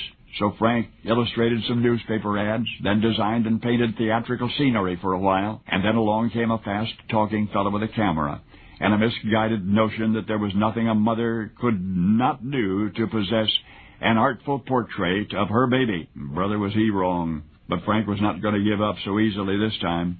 So he tramped the streets of suburban Los Angeles, ever vigilant for a baby-bedazzled mother with a little money to spend, and the days stretched into weeks and the weeks into a full month. But the most Frank was able to evoke from any and all of the mommies he approached was, in effect, "Get lost, mister." Frank finally returned his camera to the fast-talking gent, with none of its film exposed, and he resigned. One good thing had come of all this, he decided, for either back home or here he'd probably have starved as an artist, but at least he would not freeze. Once upon a disillusionment, there was a jobless political cartoonist, a baby photographer who never photographed a single baby. The world has forgotten all that and remembers instead what happened after Frank, out of sheer hunger, earned a few dollars falling off a horse as a stunt extra in a movie. You know that vagabond Van Gogh, Frank James Cooper. You know him as Gary Cooper. Only now you know the rest of the story. Now, the rest of the story. It was 40 below zero. Prospector Jake was all alone in the British Columbian wilderness, as close to helpless as he had ever been in his life. Even to this day, so much of the frozen north has remained untamed. A dozen years into the current century, northern British Columbia, the Yukon, Alaska, posed a challenge to the most courageous adventurer. Well, Jake had plenty of courage. Born in Ottumwa, Iowa, he grew up in the American Southwest, and he was put in charge of building a railroad branch line in New Mexico at the age of 16. At the outbreak of the Spanish-American War, Jake was eager to enlist. He was yet a teenager, but he'd spend the next 12 years in the armed services. From 1903 to 1905, he was stationed with his regiment in the Philippines. Then and there, that second Lieutenant Jake came down with a bad case of amoebic dysentery. And I mean a bad case. Not even a year in the hospital could cure him, and Army doctors recommended a transfer to the 22nd Infantry Headquarters at Fort Gibbon, Alaska. They hoped that the cold climate would have a salutary effect on his disorder. Well, it did. Jake retired from the Army a healthy first lieutenant in 1910. By then he was quite familiar with the vast northwest of our continent, so familiar he decided to stay as a prospector. And for months he engaged in mining explorations in Alaska and British Columbia. One day while exploring, he sprained his ankle. So here's Jake, all alone and lame, rations running out, the temperature 40 below. All of his life, Jake had been adventurous, willing to rough it. Since the age of 16, he'd met every challenge. He'd fought and conquered a debilitating disease. He'd helped lay 1,000 miles of military telegraph in the foreboding Alaskan interior, and yet never had he encountered as desperate a situation as the one he was in now. He could always gather enough branches for firewood, but in no shape to hunt. What would he do for food? Well, sir, after a day or two sticking it out at his campsite, Jake looked over in a nearby clearing to see that a moose had wandered within rifle range. Jake killed the moose, and for the weeks of his frigid convalescence, he lived on the meat. A lot of time on his hands. There was time enough for the little things to get on Jake's nerves. Jake was a clean-shaven prospector, and he wanted to stay that way. Of course, he had to heat water to soften his beard for the blade, and yet no sooner was his shaving water off the fire than it had frozen solid. Well, Jake did a lot of dry shaving with his trusty Gillette, and that's how it started.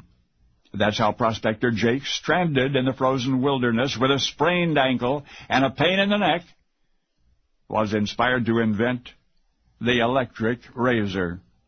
For the 16-year-old who was entrusted with an entire railroad, the lieutenant who was sent to Alaska for his dysentery, the prospector who eventually made shaving easier for us all, his name was Jacob Schick. S-C-H-I-C-K, of the Schick Razors? That's the Jacob Schick. And now you know the rest of the story. Now, the rest of the story. Private Len Smith was an artist, a sketch artist, enlisted in the British Army in 1914, age 22. He might otherwise have served in the First World War as an ordinary infantry private, I suppose, but it didn't take too long for his superiors to decide how best to use him. They routinely sent him behind enemy lines with a pencil and paper. They had him draw what he saw, troops, weapons, landscapes of prospective battlefields. And so detailed were these drawings that Len Smith's commanding officers based their subsequent strategies on his drawings. And you should see those so-called pencil sketches. I mean, they're like photographs, many of which were drawn in segments, later reassembled to create panoramas 6 feet long. But you would never guess what Private Smith's artistry enabled the British Army to do in this one instant. The British were fighting in Arras, in France, 1915. They had a plan to dig a tunnel to a vantage point within a few yards of the enemy headquarters, from which British observers could spy on the Germans completely unnoticed. However, they would first send Private Smith out to size up the situation. Most important, he must draw the target area, and this vantage point, in such stunning detail, had become his trademark. Well, he did it. He did it. Smith crawled deep into no man's land one night, hid out close enough to the Germans' HQ to get a good look, and drew every aspect of it precisely. And the Royal Engineers took it from there. So how come you never heard of Private Len Smith? Why has it taken so long for his role in the First World War to be declassified?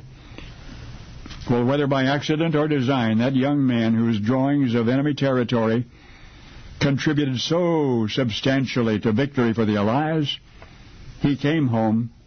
He became a commercial artist, a designer of Christmas cards and chocolate boxes. He was never officially recognized or decorated, and only just now, 34 years after his death, has he been revealed as the British Army's secret weapon, an earthbound spy satellite, a one-man Google Earth. By the way, that mission that we were talking about earlier, you know what it was that Smith drew? It was a tree, big old tree, 20 feet from enemy heartbeats, which Private Smith illustrated in such detail and so accurately that British engineers were able to make a precise replica out of steel now, but they made it look just like that tree. And one night somehow they sneaked in and removed the real tree. They replaced it with the steel tree.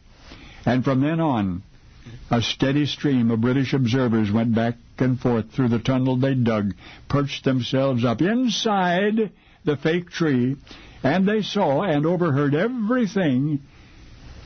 We speak so respectfully of 21st century satellite reconnaissance and military technology, and rightly so. Only now you know the rest of the story. Now, the rest of the story. It was not Al's fault, really. It was as though he were born that way, just plain unable to handle money. Unable to handle money. His wife Betsy kept their books. She had to. Minus her constant attempts to rectify the family finances, Al would always have been in debt. It was as though he were an aggressive gambler or a reckless investment speculator. He was neither. Al was simply, totally, unbelievably befuddled by the household budget. He deeply empathized with people who borrowed more than they could pay. He often sought to help them in their crises. The problem was that Al was himself always borrowing more than he could pay, and so he could rarely afford to assist. Fortunately, Al was never imprisoned for indebtedness, as many were who lived in that day. This thanks to wife Betsy, who stretched the family income to astonishing limits, who saw to it that bills were paid when they could be, or plausibly postponed when they could not be. But this is the rest of the story. Onto this burdened beast of financial woe was laid what threatened to be the last straw, blackmail. It began, ironically enough, with a pretty young girl beseeching Al for a loan. Her name was Maria Reynolds. She claimed to have been abandoned by an abusing husband. All she needed, she said, was sufficient cash to return to her family in New York. As usual, Al was in no financial position to help, but equally characteristically, he tried to do just that. He would try to scrape something together, he assured Maria, but would require an address in town to which he might send the money.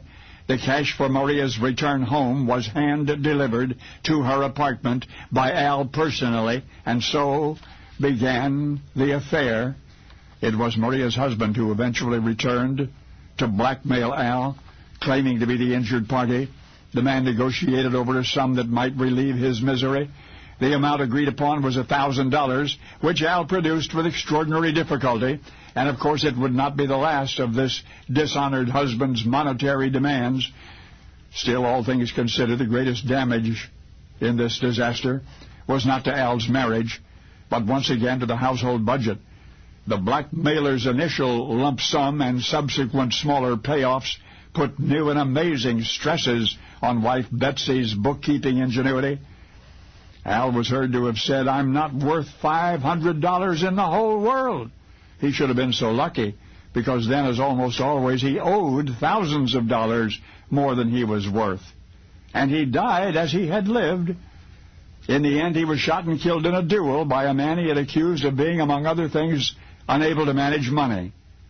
By the way, it was Al whose every action seemed to undermine his family finances. It was this same Alex who had taken the non-existent credit of the United States government to a world-class, unsurpassed pinnacle, who had on his nation's behalf manipulated millions of dollars with such dramatic dexterity and phenomenal success. For Alexander, the man who could not handle his own money, was President George Washington's very first Secretary of the Treasury, Alexander Hamilton. And now you know the rest of the story. Now, the rest of the story. Leonard Sly just stood there, his mouth falling open slowly as though some long-forgotten sight were materializing before his eyes. Well, in fact, one was. It was a vision of home. Leonard was born right there in that red brick tenement building. Although he could not really have remembered it, could he? He was so young when the folks picked up and moved from Cincinnati to the house in the Ohio countryside. Maybe Leonard had just been told about the old place so many times that he felt he knew it. Anyway, there he stood, gazing up at the red brick building at 412 2nd Street in Cincinnati, even though the building itself had been gone for more years than anybody could remember. In fact, the entire 400 block of 2nd Street was gone. Victim of the urban planners who believed that plot of real estate would look better as what it now was, Riverfront Stadium, the new home of the Cincinnati Reds baseball team. For Leonard Sly was envisioning the scene as it was in the days of his birth, November 5, 1912. He was picturing the old tenement house at 412 2nd Street. From surrounding landmarks, he could tell exactly where the building had been. Leonard elbowed the ballpark spectator next to him. "You see over there," he said, "that's where I was born." The other fellow arched an eyebrow. "That's second base, mister," he answered. "That's right.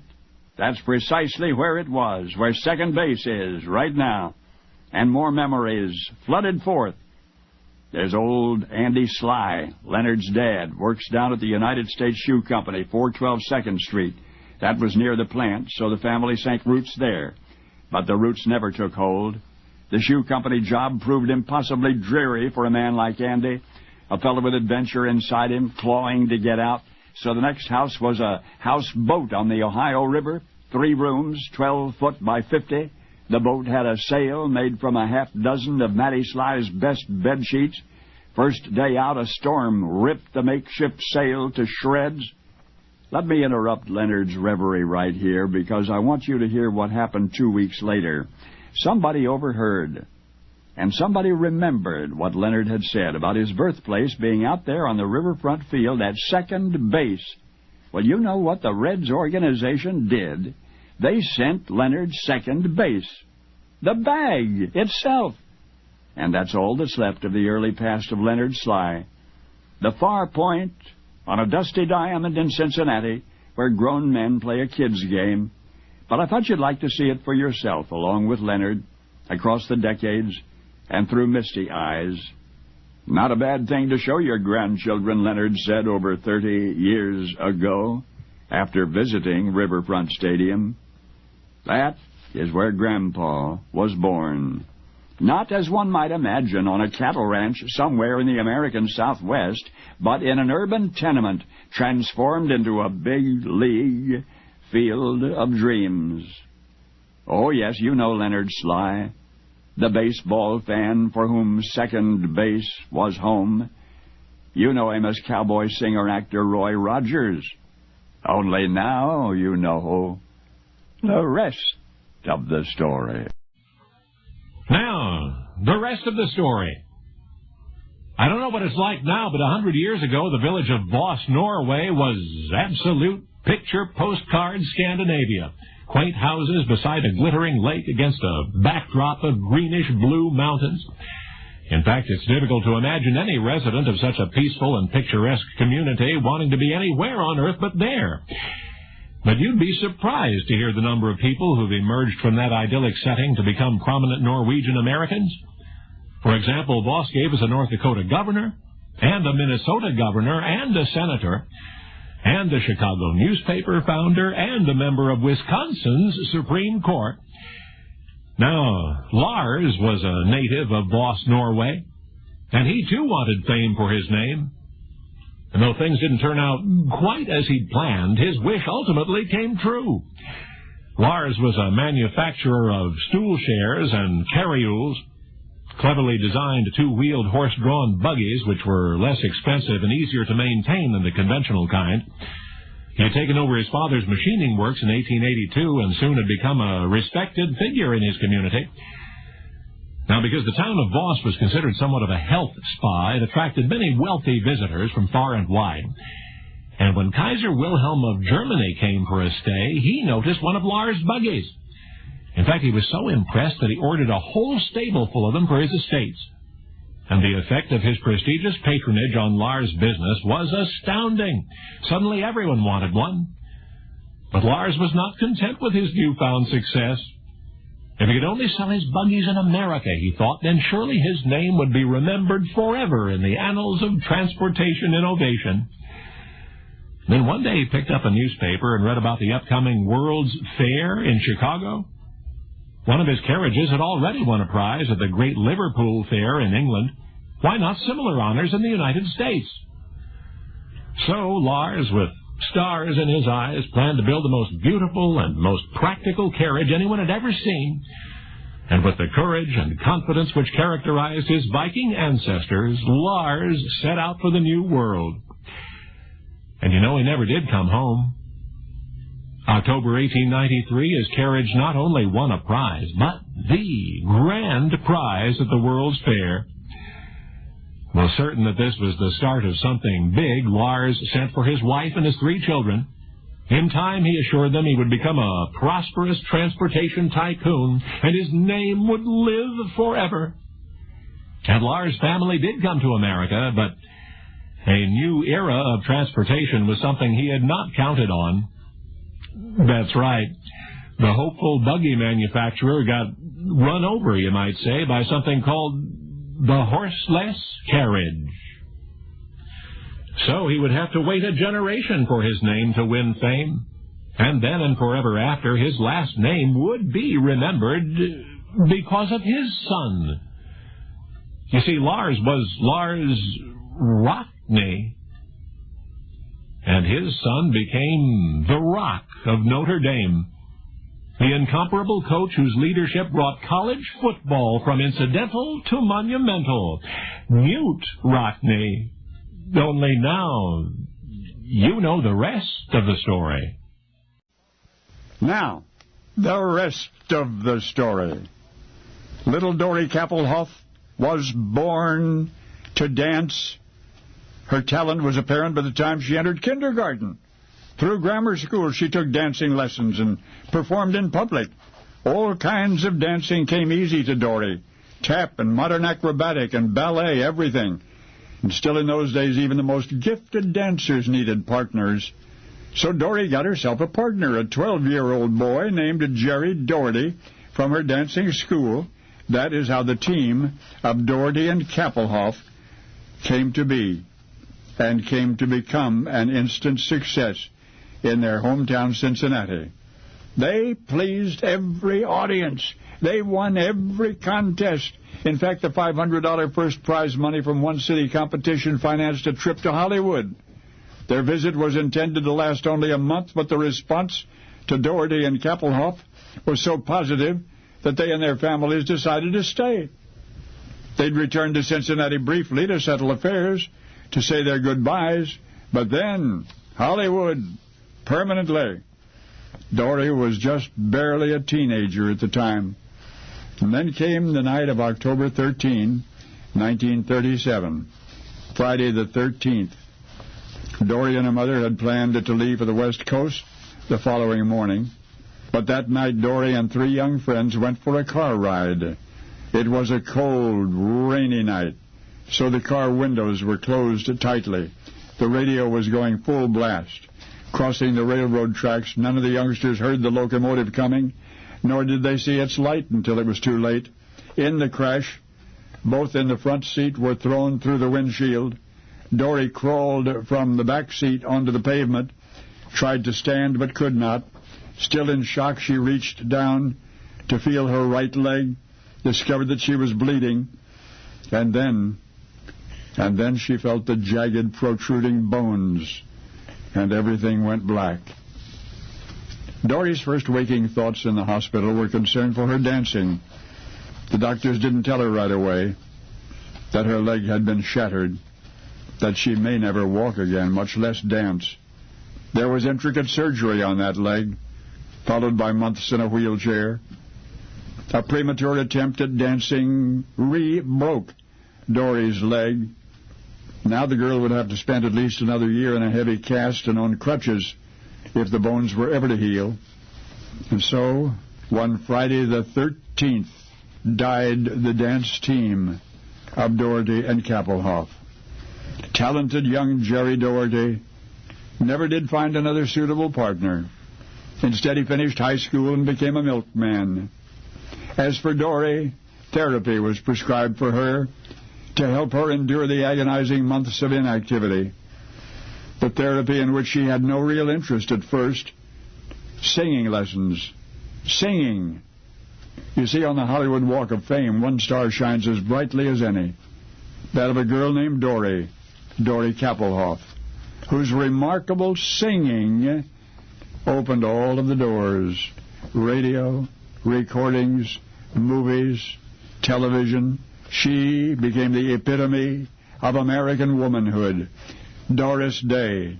That's right, Doris Day. Only now you know the rest of the story. Now, the rest of the story. Once upon a time, in Pierce Bridge, North Yorkshire, England, a most charming haven for travelers was known as the George Hotel. It's still there. In the late 19th century, it was a routine stop for horse-drawn coaches. The place was run by a couple of bachelor brothers named Jenkins. Oh, yes, there was an old clock in the lobby of the George Hotel. In fact, that's really what this story is about, the old clock. Kept very good time, such excellent time, in fact, that its accuracy was a frequent topic of conversation among hotel guests. And then one of the Jenkins brothers died, and strangely, suddenly, the old clock began losing time. 5-10 minutes a day at first, and then a half hour, sometimes 45 minutes, and eventually as much as an hour a day. The most skilled clocksmiths did their best to repair the ailing timepiece, but each failed, and after a while the clock's chronic unreliability became as remarkable as its precision had once been. Now remember, the clock started getting crotchety shortly after the death of the younger Jenkins brother. Some said it was no wonder, then, that when the elder brother passed away in his 90th year, the old clock in the lobby of the George Hotel, fully wound, nevertheless stopped completely. The new hotel manager never tried to have the clock fixed. He just left it sitting silent, its hands resting in the position that they had assumed the moment old man Jenkins died. So, during the mid-1870s, an American songwriter named Henry Clay Work traveled to England, was told the story of the old clock in the George Hotel. Then, seeing the clock for himself, Henry was inspired to write a song about it and about the fascinating coincidence of its having stopped as its elderly owner breathed his last. A bit about Henry Work. You may remember his rousing Civil War anthem, Marching Through Georgia.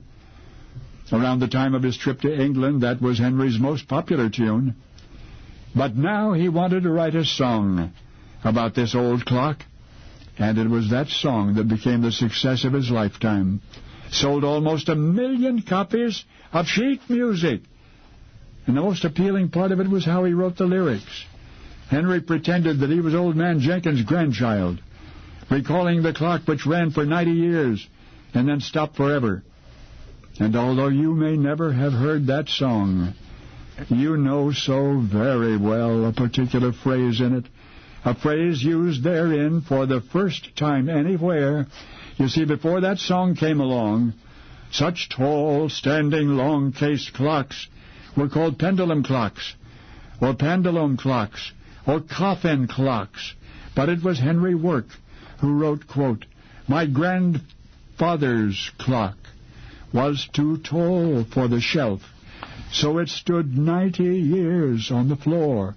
It was taller by half than the old man himself, though it weighed not a pennyweight more."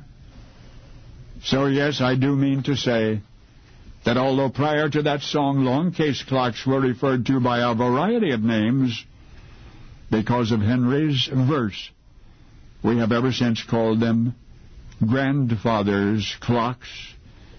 And now you know the rest of the story.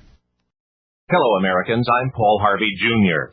The British love their birds, have been gazing lovingly at them through field glasses since the invention, have fed them and nurtured them and encouraged them to flourish throughout their island country. Well, here's a new cause for British wildlife lovers. Save the Chiroptera. The flitting, high-roosting, insect-eating Chiroptera are waning in number, have been for some time, are threatened, say naturalists, with extinction in England. So now and there, it's Save the Chiroptera. British consciousness was thus raised in 1986, officially declared National Chiroptera Year in Great Britain. It was then that conservationists began educating the public regarding the plight of these creatures. British media eagerly cooperated. The first 6 months of the year witnessed 10,643 column inches printed on the subject. Save the Chiroptera. All 15 varieties of Britain's Chiroptera are voracious insect eaters. The tiny pipistrelle, for example, weighs as little as 10 paper clips, and yet can consume 3,000 gnats a night. What is threatening the Chiroptera? Well, for one, modern farming methods have reduced insect populations, thereby cutting into the food supply. Building development frightens them away, destroys their roosting areas. And of course there are myriad other environmental hazards, such as the chemicals sprayed by roof timber treatment firms, which have poisoned innumerable Chiroptera. But now the battle cry in Britain is Save the Chiroptera. In fact, a brand new Chiroptera protection law in that country makes it a crime to harass the creatures in any way. Currently, there are 60-some Chiroptera conservation groups in the United Kingdom alone. International Wildlife Magazine has joined the Chiroptera cheerleaders, but this is the rest of the story. Not all in England are sympathetic to this new conservation crusade. Author Auburn Waugh says there ought to be a law against saving the Chiroptera. There are Chiroptera roosting in St. James Church, too, and the church organist is complaining that he cannot tell the black keys from the white ones because of the ceaseless rain of Chiroptera droppings. But when the caretaker of St. James placed a stuffed owl on a windowsill, attempting to frighten away the Chiroptera, he was reprimanded for illegally annoying the roosting creatures. So the champions of Chiroptera appear to be winning battles and converts nationwide. Britain's Concrete Pipe Association was recently persuaded to donate 15 feet of 6-foot diameter pipe, the ends closed off with iron grillwork, as a permanent and safe corner of Kent, which the Chiroptera can call their own. And did I mention, in case you were wondering, the name Chiroptera in Greek means hand, wings. It's the formal zoological term for the animals so long identified with dark caves and horror movies and suspected of rabies. I said animals, not birds. For the traditionally despised creatures whose PR problem the British are now seeking to solve, even to the point of making them pets, are bats. Save the bats. Save the bats. And now, you know the rest of the story. Now, the rest of the story. Once in a while, sports fans cry foul when a team seems too good, like when Jimmy Johnson was coaching at Miami University a few years back. Some called it a pro team. They said the Hurricanes had no business playing college football. The same thing happened in George West, Texas, to the town's high school football team. It all started when Coach Bill Beyer made a boast. He claimed his team could beat a team comprised of graduate players, young professionals from the community, most of whom had attended George West. Older, bigger, stronger, made no difference, Bill Beyer bragged. And at first, bragging was all it was, but Coach Beyer's team took him seriously. After all, they were the assassins of George West High. They were the most remarkable high school football team in the state. So they begged their coach, bring on the townies. And the school, as long as the game was connected with a charity event of some sort, gave its permission. So a date was set. In October, it would be a night game. The George West community team, coached by Clint Peebles, included some extraordinary players of its own, Pugh and Conder, Gilmino, and a powerful running back named Hayden. In fact, the graduates gave George West High one of the most physical football games in the history of the Interscholastic League. Even Wilson, the high school's most formidable defensive player, took a hammering. But the townies, despite their size and their weight advantage, were shocked by the strength of their opponents on the high school athletic field that night. Conder suffered a broken finger in the early going, but never left the game. Gilmino was knocked unconscious, carried off the field, splashed awake, shoved right back into the huddle. It was more like a war than a sporting event, spectators agreed. And in the end, it was powerhouse plays by Hardwick and Edwards and Carger, and 2 spectacular runs by Munich that put the contest in the books. George West High, 14. George West Community, 0.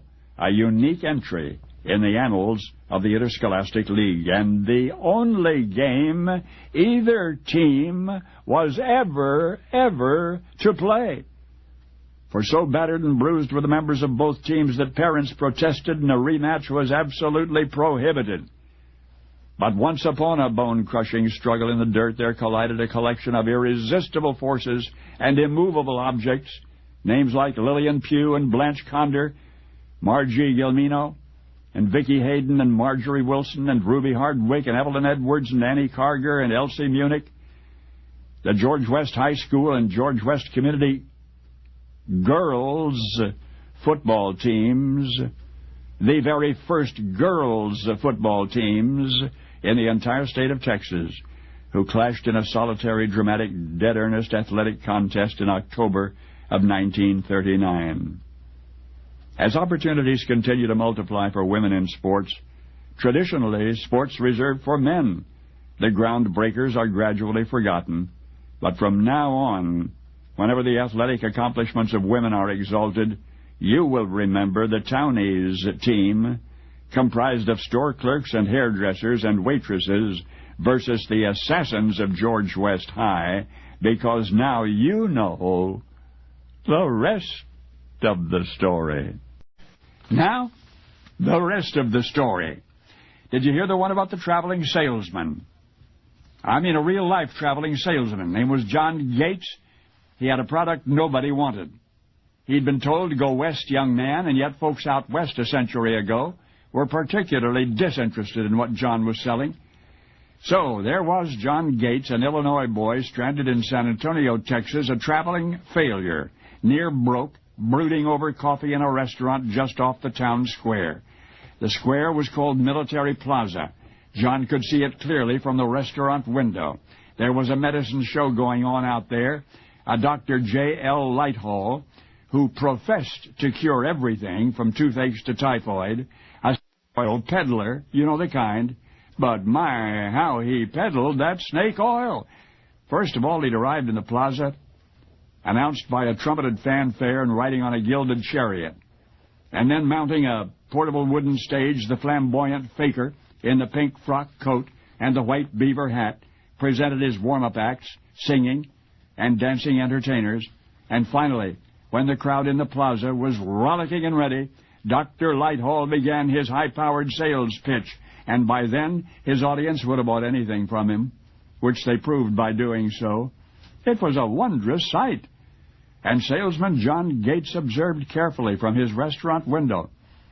Nobody had wanted what John had to sell, but he was learning a valuable lesson from the medicine show pitchman. A good salesman does not wait for a demand. He creates demand. So, next day, John began preparations for his own demonstration in San Antonio's Military Plaza, and not only did he intend to prove his product worked, but he would take big money bets to that effect. The mayor of San Antonio sought for permission to make this demonstration and was slow to grant it. After all, if John's product did not work, it could mean disaster. He could wreck the whole town. But John did his best to reassure the establishment, and the date of the grand event was set. John drew quite a crowd that day. Oh, they knew what John was trying to do was dangerous, but that was part of the fascination for the rugged ranchers and the tough cowhands. Young John Gates wasn't worried a bit. He knew the rest of the story. He had advertised that the cattle he was transporting to the plaza were 40 of the wildest longhorn steers that ever grazed the Texas plains. They were not. They were the mildest, tamest bunch of bovines that John Gates could find. But they sold John's product, the product nobody wanted, until that day. Thereafter, it became the hottest commodity in all the West. History books tell us about the range wars that started because of it. And some ranchers did use it spitefully to prevent their neighbors' cattle from reaching water. And yet, in the beginning, Texas ranchers had one main objection. They didn't believe it would work. They didn't believe it would hold cattle. That is, not until John Gates, inspired to super salesmanship by a medicine show pitchman, corralled 40 longhorn steers in San Antonio's Military Square, with the only thing standing between the spectators and a possible stampede, 8 strands of the new product. The new product that one day made John a wealthy man. The new product was barbed wire. Now you know the rest of the story.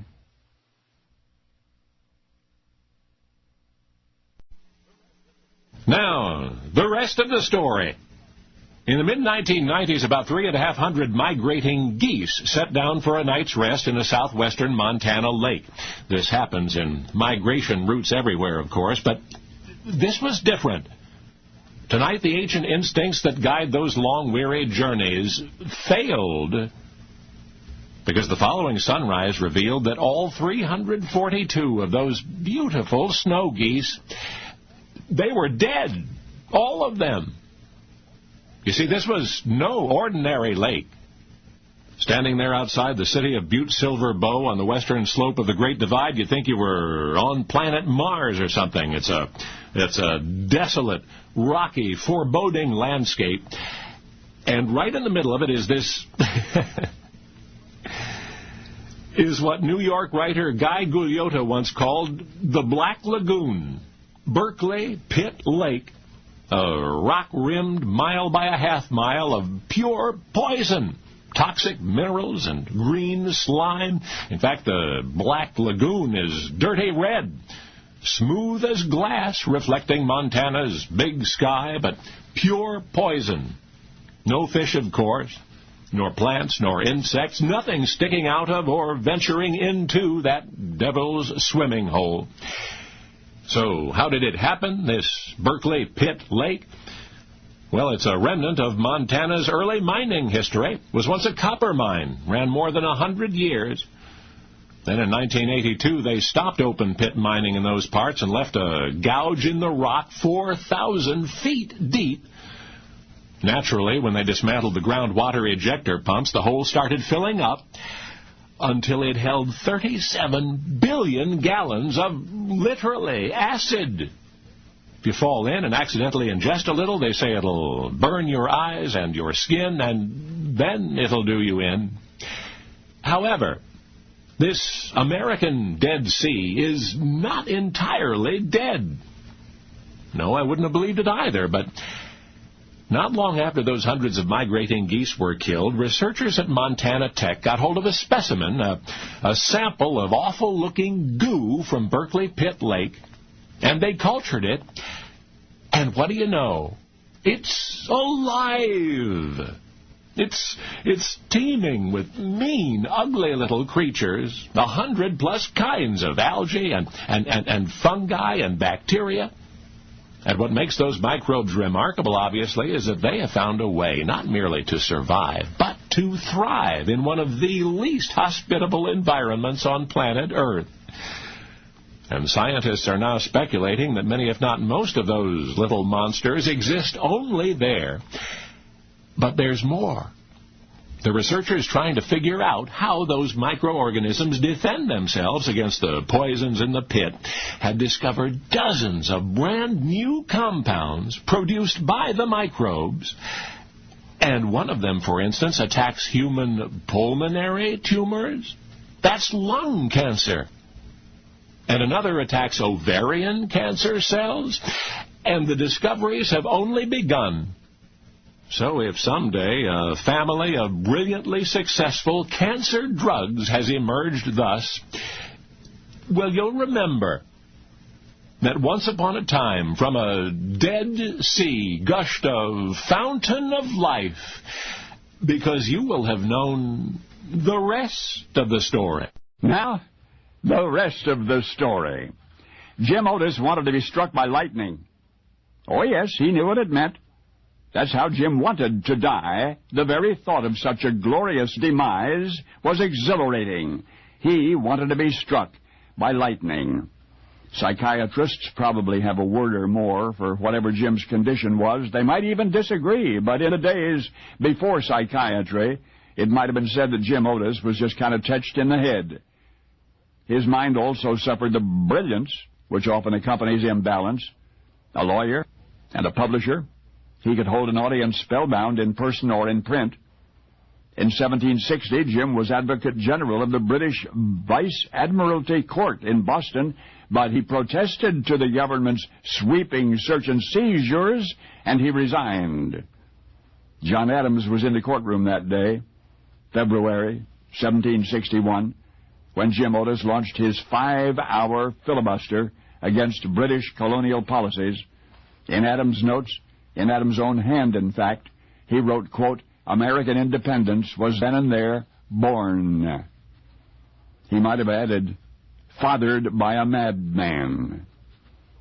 But this is the rest of the story. That same year, Jim Otis was elected to the Massachusetts legislature, where he was promptly rallied round by enemies of the crown.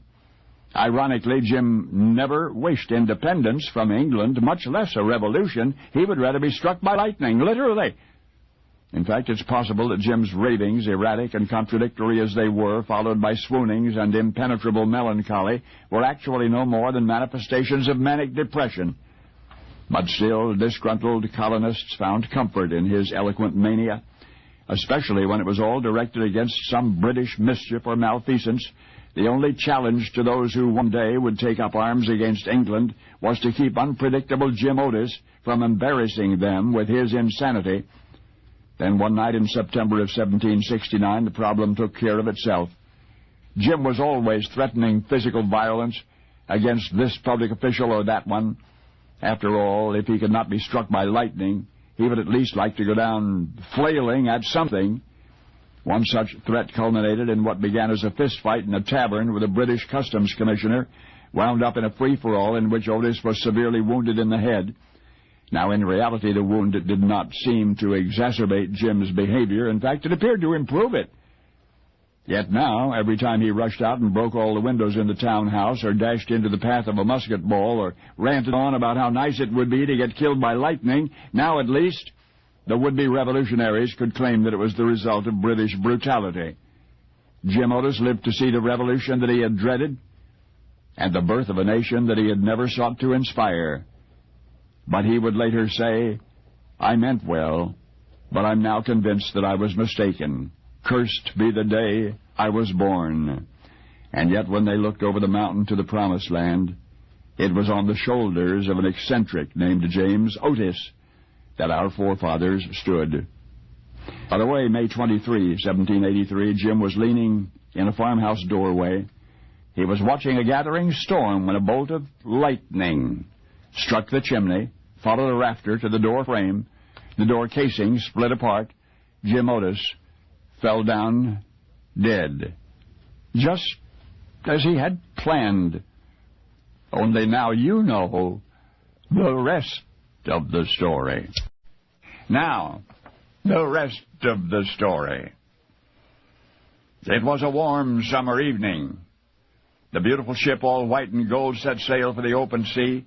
The first star had not yet shone when somebody on deck looked back and saw the rowboats, dozens of rowboats, swarming between the ship and the shore, headed their way. It was a tradition of sorts that cadets from the Naval College nearby would row out to bid departing vessels bon voyage, and this particular evening was no exception. As the rowboats drew nearer, passengers aboard the ship gathered at the rail to watch. Then one by one the tiny craft turned back to port, and the passengers dispersed.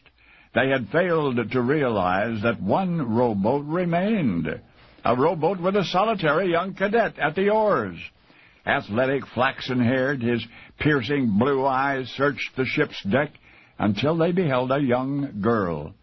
There she was, in the gently descending twilight, peering at him from the rail through binoculars as he bobbed and pitched in the ship's wake. They'd met only that day. The young cadet had been summoned from morning chapel to look after two sisters, ages 9 and 13, while their parents were visiting the school. They were staying at the Admiral's house, where the cadet found the girls amusing themselves with a train set, which had been elaborately laid out on the floor of the nursery. Perhaps they were hungry, he had suggested. The girls nodded, and the cadet prepared a tray of ginger biscuits and lemonade. Afterward, they played croquet in the garden, and then went down to the tennis court, where the cadet showed the girls how to jump over the net.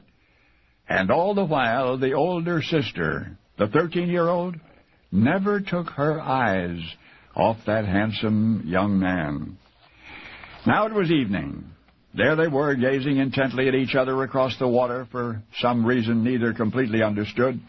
He looked so much like a young Viking, the girl thought, with those strong, sharp features and that fair hair and those ice-blue eyes. And she felt very much at that moment, for the first time in her young life, like a princess. A princess, perhaps abducted by infamous pirates and prepared for her rescue by the shining young man whose silhouette stood etched against the darkening day. That dream was shattered by the captain's stern voice. "You there, young man, turn back now, or we shall have to send you back." Indeed, the shoreline was growing distant. The girl brought the binoculars down slowly from her face, and then impetuously, wildly, she began to wave. The Viking smiled and waved back, and rowed for home. Sometimes on this barren earth, where fairy tales wither and die, a few flourish, if only for magical moments. And so it happened one day, in July of 1939, when an 18-year young cadet at the Dartmouth Royal Naval College was called upon to babysit two young sisters. You see, he began writing letters to the elder sister thereafter. For the fair-haired Viking who rowed out to the departing royal yacht that evening was in fact a young prince, and the girl, for the first time, really felt like a princess. Today the world nods in reverence to both of them, Prince Philip and his and England's Queen Elizabeth. Only now you know the rest of the story. Now, the rest of the story. It began as an ancient Greek legend about a sculptor whose beautiful statue came to life. 1912, George Bernard Shaw wrote a play based on that story. 44 years later on Broadway, the play was made to sing, and the world is whistling still the beautiful tunes from My Fair Lady. You remember the plot. Henry Higgins is a phoneticist, expert in the study of speech sounds, challenged to transform a common flower girl into an elegant lady, mainly by erasing her Cockney accent and replacing it with a refined one. The flower girl is, of course, Eliza Doolittle, and her transformation is indeed a success. Anyway, an English import named Julie Andrews created the role of Eliza on Broadway, and when lyricist, learner, and composer Lowe first described the musical to her, Julie's immediate concern was for the original material. What are these Americans going to do to Bernard Shaw's play, she wondered. But as the world now knows, Lerner and Lowe set Shaw to music with the tenderest loving care. In fact, to get the feel for Eliza Doolittle's humble background, they roamed London's Covent Garden for hours and drank in the spirit of the people and eavesdropped in authentic Cockney conversations. Whenever possible, for example, a Cockney speaker would replace a word with his rhyme. Instead of wife, he might say trouble and strife. Likewise, stairs becomes apple and pears. Cockneys are also fond of dropping expletives right into the middle of other words. Remember the song, Wouldn't It Be Loverly? And that wonderful adverb, abso-bloomin'-lutely. And, of course, there's the broad, unmistakable Cockney sound itself, the very soul of Eliza Doolittle. Also the main reason that she's peddling flowers in the street instead of serving customers in a nice warm shop. The Cockney sound is simply too alarming for educated ears, and so it becomes the mission of phoneticist Henry Higgins to break the chains which have bound Eliza to the lower class.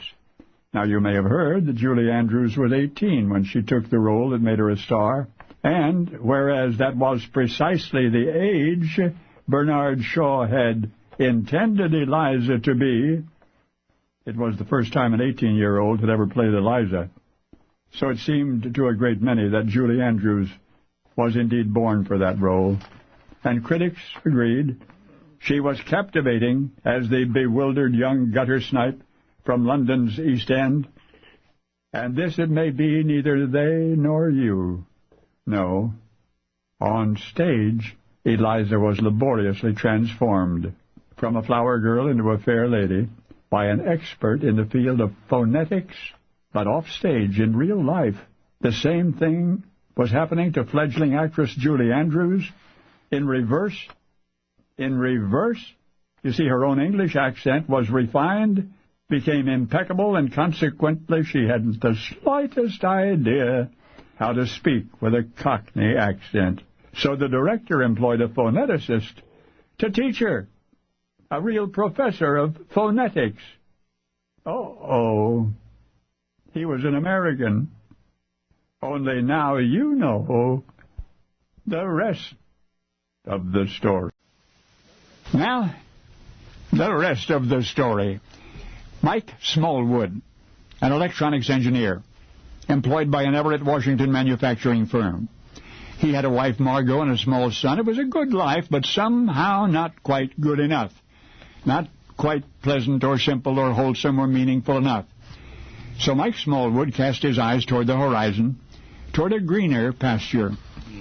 You see, Mike and Margot were a devoutly religious couple. They had long and serious discussions about the possibility of moving elsewhere, an idyllic elsewhere, a place more consistent with their world view, as we call it these days. For example, Mike and Margot rather shunned politics, and they were deeply opposed to war, any kind, anytime, anywhere. So it's not at all surprising that we learn they developed a profound attraction to a certain far-off paradise, a place that appeared divinely designed for people seeking an utterly peaceful way of life. In short, the perfect place to get away from it all. Mike and Margot enviously recalled another family from their church, the young Christs, and their children, who had already moved to that wonderful haven 2 years before. Letters to home folks celebrated the wide-open spaces, the colorful countryside, the especially happy freedom from stateside social pressures. So the Smallwoods, eager to share the experience of what sounded too good to be true, packed up one day and moved away. From the airplane window, the terrain was breathtaking. very much like the beautiful territory along the Columbia River in central Washington. Margot thought the Smallwoods had surely found their greener pasture. They had thought it might take a couple of months to find a home and employment and to get settled in general, but such problems seemed to solve themselves quickly in Paradise. It took less than 2 weeks. Mike put his electrical and mechanical ingenuity to good use, opened a repair shop, fixed everything imaginable, watches and clocks, calculators and cameras, radios and typewriters, tape recorders, transmitters, even toys. Mike and Margot's new home was cozy, ruggedly constructed. Solid stone walls were 2 feet thick. And outside was a large, lovely garden. And for the couple's little boy, there was a very nice school nearby. In fact, there was so much of what so many search for all their lives and never find. You know, each of us has an apple orchard tucked away in his heart, an idyllic somewhere, seen clearest through closed eyes. And it was one such that drew Mike and Margot Smallwood in September of 1980 to sell their belongings, abandon their home and their friends, look for a better world, a greener pasture, a place where they could be free from war, free from social strife. And so they, Mike and Margot, flew to a haven of an island paradise called the Falklands. That's right, the Falkland Islands. A few months more, Argentina invaded and Britain defended, and Paradise was at war. Well, you know what they say about greener pastures, only now you know the rest of the story. Now, the rest of the story. Shortly before the birth of the century, a Lithuanian teenager named Lena Himmelstein arrived by steerage in New York City. Lena Himmelstein. As did so many young girls starting fresh in this brave new world, Lena went to work in a sweatshop at Lispenard Street, a lingerie factory. Her wages $1 a week. In 4 years, she had mastered English, was an accomplished seamstress, had increased her salary to a weekly $15. And then Lena met David, and her life began. David was a young Brooklyn jeweler. He owned his own store, and when he and Lena married, she quit sewing to join him in the jewelry business. February 3, 1900, their son Raphael was born. The future had never seemed so bright. But this is the rest of the story. Not long after Raphael's birth, his father began coughing, and 6 months later he was dead. Tuberculosis. In that brief time, the expenses incurred through David's illness had wiped out the couple financially. There was no jewelry store, no money, just a 20-year young widow and her newborn son facing the world alone. And the only item of Lena's possessions of any material worth at all were a pair of diamond earrings. They had been David's wedding present to Lena, and now they were all that she had. Lena pawned the precious diamond earrings, and the money she received for them was barely enough to cover the down payment on a sewing machine of her very own, which she then bought and brought to her tiny apartment on West 112th Street, and there Lena used the skills that she had learned in the sweatshop. She created tea, gowns, negligées from the finest silks, the most delicate laces, and in time she'd earned enough money to return to the corner pawn shop to rig diamond earrings.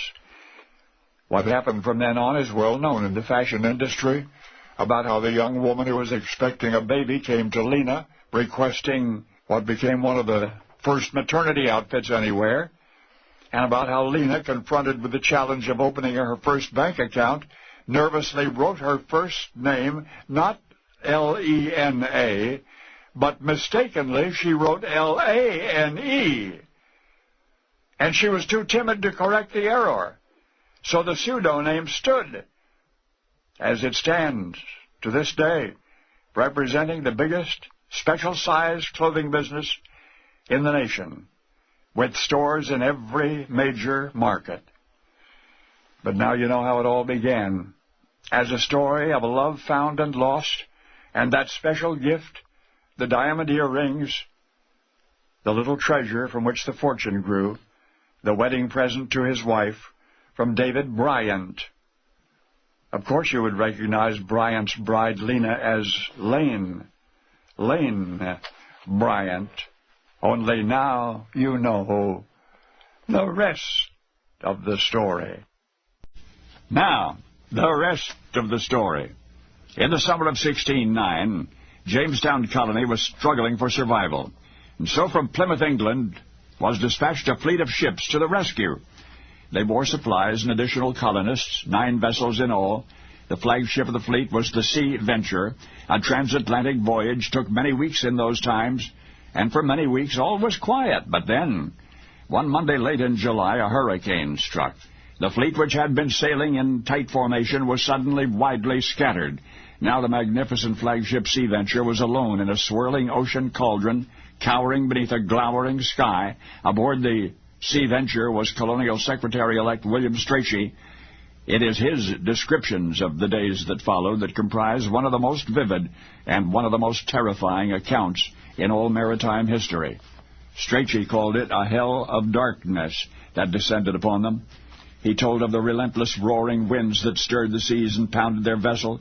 He related that over the next 24 hours nobody could imagine the weather becoming more violent, and yet it continued to become more violent. The mountainous waves seemed to swell above the clouds, he said. The rain seemed more a river flooding the air. There was not a moment in which the sudden splitting of a ship was not expected, he recorded. And by Friday morning, the 5th day of windy, watery hell, all had abandoned hope and prepared to perish. And it was then that the cry of someone on the Sea Venture was heard above the howling wind, the voice of Sir George Somers, the admiral of the fleet, and the word he shouted that shattered the darkness was, "Land!" As best he could, Somers guided the Sea Venture straight toward the eerie silhouette in the distance. Before reaching shore, they struck a reef. The passengers and crew prayed the vessel would hold. She did. For the rest of the day, dinghies ferried people and provisions over the mile of water from the reef to the mainland, and then fear swept through the company anew. For one by one, the adventurers of the Sea Venture began to realize the land Admiral Somers had sighted was not America, but rather it was the notorious Devil's Island, more feared, more carefully avoided by ocean voyagers than any other corner of the globe. Only demons lived there, it was said. Their shrieks had been heard repeatedly by passing ships, and yet for now the Sea Venturers were safe, and safe they would remain. From the wreck of their ship they built 2 smaller vessels which eventually carried them to Jamestown. And when William Strachey's written hurricane account reached England, it was written by another William, named Shakespeare, who was thus inspired to write a now famous play called The Tempest. And the Devil's Islands, which had provided a haven for the windswept seafarers, it was quickly discovered that no devils dwelled there. The cries heard by seamen in days gone by had been the squealing of wild boars. And thus was civilized the little island chain sleeping 1,000+ miles from the Florida coast, a tiny speck in mid-Atlantic, a welcome needle in a hellish haystack, a place now something of a paradise. Bermuda. Bermuda.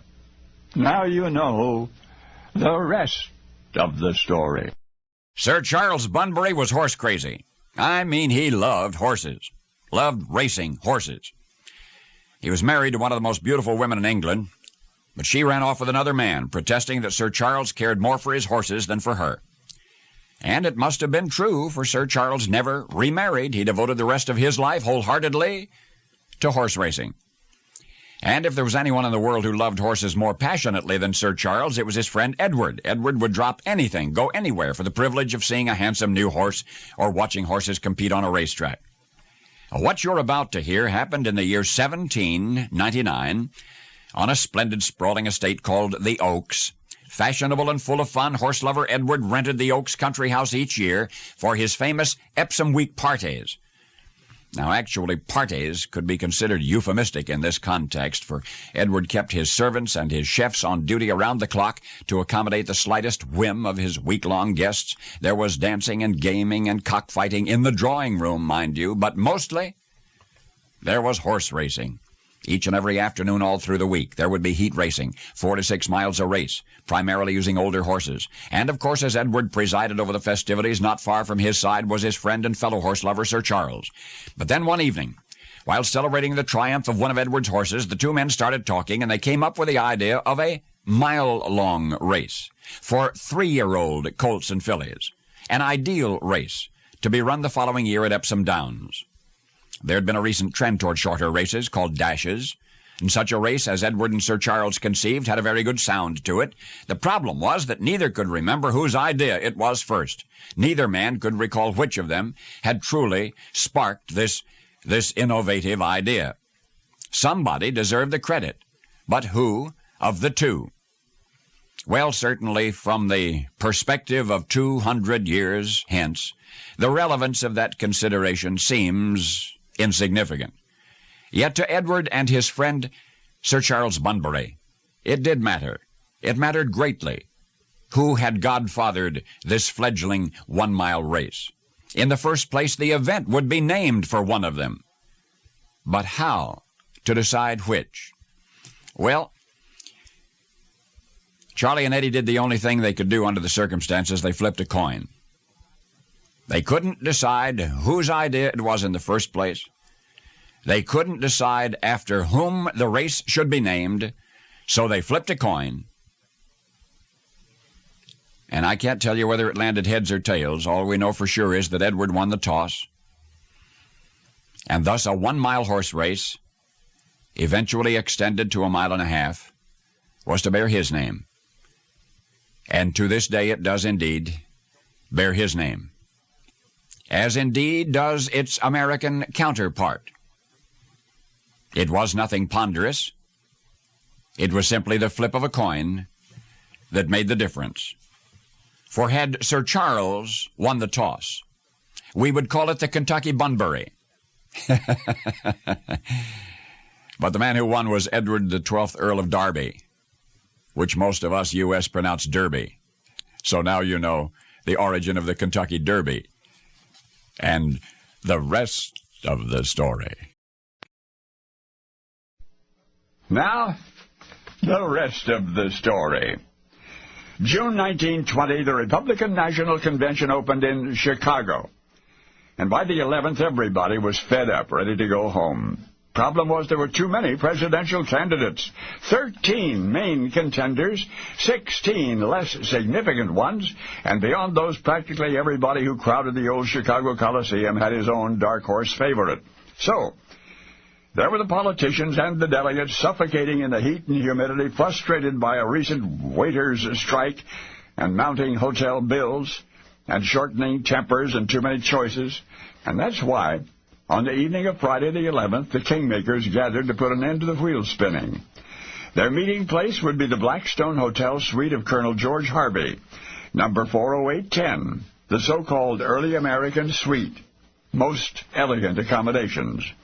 Rich French walnut paneling, a fireplace flanked by stately wing chairs, large wood-shuttered windows overlooking Lake Michigan. The VIPs, senators mostly, planned to reach a quick decision and get to bed early. What happened instead is the rest of the story. Senator Henry Cabot Lodge of Massachusetts called a meeting to order. Everybody seemed to agree there were two logical front-runners, General Leonard Wood of New York and Illinois' Governor Frank Loudon. Somebody mentioned Senator Hiram Johnson of California. In the early balloting, he had seemed such a promising contender, but no, it was argued the assembled must confine their considerations to those two most popular, potentially most effective candidates. General Wood was the choice of big business, the favorite of Teddy Roosevelt's friends. He had commanded the Rough Riders during the Spanish-American War. Governor Loudon, too, would be an aggressive vote-getter. The nation's farmers regarded him highly. And yet between these two outstanding prospective representatives of the Republican Party, the Republican kingmakers simply could not decide who was better. And from this point on, the history of what happened behind those closed doors in that Blackstone Hotel suite become clouded. Years later, a Senate committee would hear approximately what you've just learned, but the rest is mostly rumor about arm twisting and big wheel deals and payoffs and power plays and pandemonium. This much is certain. By dawn, the kingmakers had reached a desperate compromise decision. The Republican presidential candidate for the year 1920 would be a dark horse, Senator Warren G. Harding of Ohio. Hours later, as prescribed by the power brokers, Harding was voted the Republican Party's official nominee. The historic last-minute decision of the Wheeler dealers was not a wise one. The consequent Harding administration was stained with scandal and corruption, culminated in the death of Harding himself under mysterious circumstances. But something else came from that incredible night, a phrase. For all evening long and into the dark of the morning, the sequestered VIPs did more than huddle and haggle and finagle. They smoked cigars. They smoked incessantly. Now, don't get ahead of me. Harding's campaign manager reported this to the press the following day. And thus did an expression earn the vernacular, an expression describing any closed-door decision-making meeting away from a convention floor. For Suite 40810 in Chicago's Blackstone Hotel was the very first anywhere, the one and only original smoke-filled room. And now you know the rest of the story. Now, the rest of the story. In the firmament of every age shines a star by which society steers. And so it was more than 100 years before Emily Post was born, for a book of manners and etiquette in 1747 was entitled Rules of Civility and Decent Behavior in Company and in Conversation, 110 Rules. And how remarkably they encompassed the situations of 18th century life. Every action done in company ought to be done with some sign of respect to those that are present. That's the first rule. And throughout, one envisions not a world of created impressions, but rather a time of concern for the sensibilities of others. Quote, sleep not when others speak. Sit not when others stand. Speak not when you should hold your peace. And walk not when others stop. Many of these rules of civility comprise lengthy paragraphs regarding specific protocol and proposed conduct for certain people in certain situations. However, the most charming inclusions are those which are both brief and wise. When a man does all he can, though it succeeds not well, blame not him that did it. Let your conversation be without malice or envy. Speak not evil of the absent. Be not curious to know the affairs of others, neither reproach those that speak in private. And if it seems that the etiquette of days long gone by somehow married manners with morality, why not? Labor to keep alive in your breast, declares rule number 110, that little spark of celestial fire called conscience. Now, much of this 2.5 centuries old book of golden rules includes curiosities which make the reader truly feel the intervening gulf of time. Number 26, for example, in pulling off your hat to persons of distinction, make a reverence bowing more or less, according to the custom of the better bred and the quality of the person. And here's number 95. Put not your meat in your mouth with your knife in your hand. Neither spit forth the stones of any fruit pie upon a dish. And don't cast anything under the table. And so it was that once upon a time, in a land both terribly primitive and remarkably civilized, an anachronistic world that is gone forever. And yet, I understand these rules of civility are being republished right now. Partly as an historical document, partly because, despite the hardships of 2.5 centuries, the people of those days had something worth having in any generation, especially this one. Something soft, beguiling, and kind. For the author of the Rules of Civility has served this planet as a shining example to posterity. And now you can see that from the very beginning, he was the right man for the job. He was the leader of a brave new land. George Washington? The George Washington? That's right. The man who first taught us our manners in a book entitled The Rules of Civility and Decent Behavior, which he wrote in 1747 at the age of 15. Now you know the rest of the story. And now, the rest of the story. Benjamin Hart was a master builder, and in only a few days he would be on his way to Winnipeg, Canada, to start a new business and a new life. His wife Esther and their only child, a 7-year young daughter, would accompany him. The three were excited about the move. The Harts had had their tickets for weeks before they were informed of the inconvenience. There had been a transportation strike. The family would have to travel otherwise. And from that moment on, Esther was not the same. Daughter Eva immediately noticed the change in her mother. She looked distracted at first, distant and pensive, then obviously worried, until after a while Mrs. Hart, for no apparent reason, would simply burst out crying. Husband Ben, concerned, asked what was the matter. Esther didn't know. Something dark and puzzling was frightening her, but beyond that she couldn't say. And little Eva, who had never seen her mother weep before, was particularly disturbed by these frequent episodes. Nevertheless, the tearful outbursts continued through the day of their departure. Perhaps the trip itself would cheer up his wife, Ben hoped. It did not. As their journey progressed, Esther found herself unable to sleep at night, utterly unable. In fact, she would sit up, wide awake, fully dressed, reading or fretting, and then sleep during the day. Ben became self-conscious. What will people think, he pleaded with Esther. But his wife grew more determined by the hour that at least one of them should be awake at all times. Well, one of them was. I'm going to pause here. The Hart's little girl Eva grew up to be a remarkable young woman. She would become a British magistrate. She would be honored by England's Queen for her charitable work.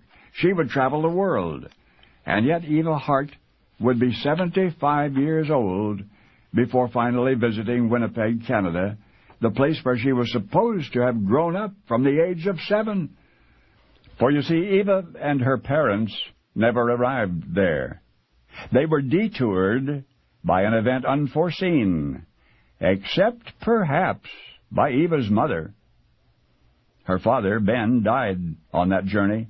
Eva and her mother returned to England, and yet had Esther Hart not been haunted by a vague and horrible premonition of disaster, after her passage on another ship had been canceled, had she not stayed awake each night during the trip, she, Eva's mother, might have been asleep that one night, April 14, 1912.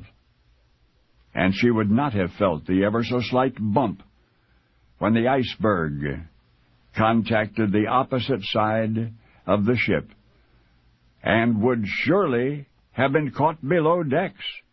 She would surely have been caught down in second class, and therefore almost certainly would not have reached with her daughter, as she did, one of the last lifeboats to cast away from that fated and infamous ocean liner, the one whose boast of insinkability, some said, flew in the face of God. The one ocean liner whose 2.5-mile plunge into a watery grave signaled the end of an era. Oh, yes, you've guessed by now. The doomed vessel was the Titanic. But you know the rest of the story. Now, the rest of the story. Sid was barely 18, year and a half of school under his belt, and there was about one job in the entire city of New York for which he was perfectly qualified, dishwasher. So, Sid was a dishwasher. It was an ideal occupation in other ways. For instance, meals were free. Sid would work one restaurant one day, then return to the employment office for placement in another restaurant. Eventually, Sid tired of his professional transience and decided to get a steady dishwashing job, so he picked up a newspaper and turned to the want ads. There were plenty of jobs for unskilled workers, including dishwashers, but on the page opposite Dishwashers Wanted, there was an ad which had been placed by a small theater. Actors Wanted. Actors. Now, Sid had always enjoyed the movies, had been inspired to become a cowboy through what he had seen on the screen not many years before, but the thought of actually working as an actor had not occurred to Sid until now. So he went down to that little theater, spoke to the manager about the ad, and the manager said he would give Sid a try. "You're an actor?" the gentleman asked. Sid said indeed he was an actor. So he was given a script and sent up to the empty stage and instructed to read from page 13. Well, of course, you know that Sid had never opened a script before in his life. Quite in fact, and because of his meager education, Sid could barely read at all. So after a few interminable moments of stumbling over the simplest of words, he heard the manager slam down the script from the darkness beyond the footlights. An angry voice followed. "Did you have to come in here and waste my time like this?" Then the manager walked up on stage and took Sid by the scruff of the neck, and as he was throwing the frightened boy out the door, he offered these words in parting: "Why don't you get a job as a dishwasher?" Well, Sid did return to dishwashing. But after he had earned enough money, he went back to the little theater from which he had been so rudely ejected, and humbly he asked if he might pay for acting lessons. Okay, first he would have to audition for drama class. So Sid memorized 2 paragraphs from True Confession magazine, auditioned with those, and was eventually admitted only because there were too few boys in the class to begin with. Yet regardless of the imbalanced quota, Sid, barely literate, evidently inarticulate, was expelled from the class after 3 months. Now he was a 2-time failure, an undereducated dishwasher bitten by the acting bug. But the only way now he could stay close to his dreams was to take a job at that little theater as an after-hours janitor. And he might have kept that job for the rest of his life, except for one thing. Sid's virtual illiteracy concealed the fact that he really was talented. And because that talent was ultimately recognized, the world has forgotten what you've just heard.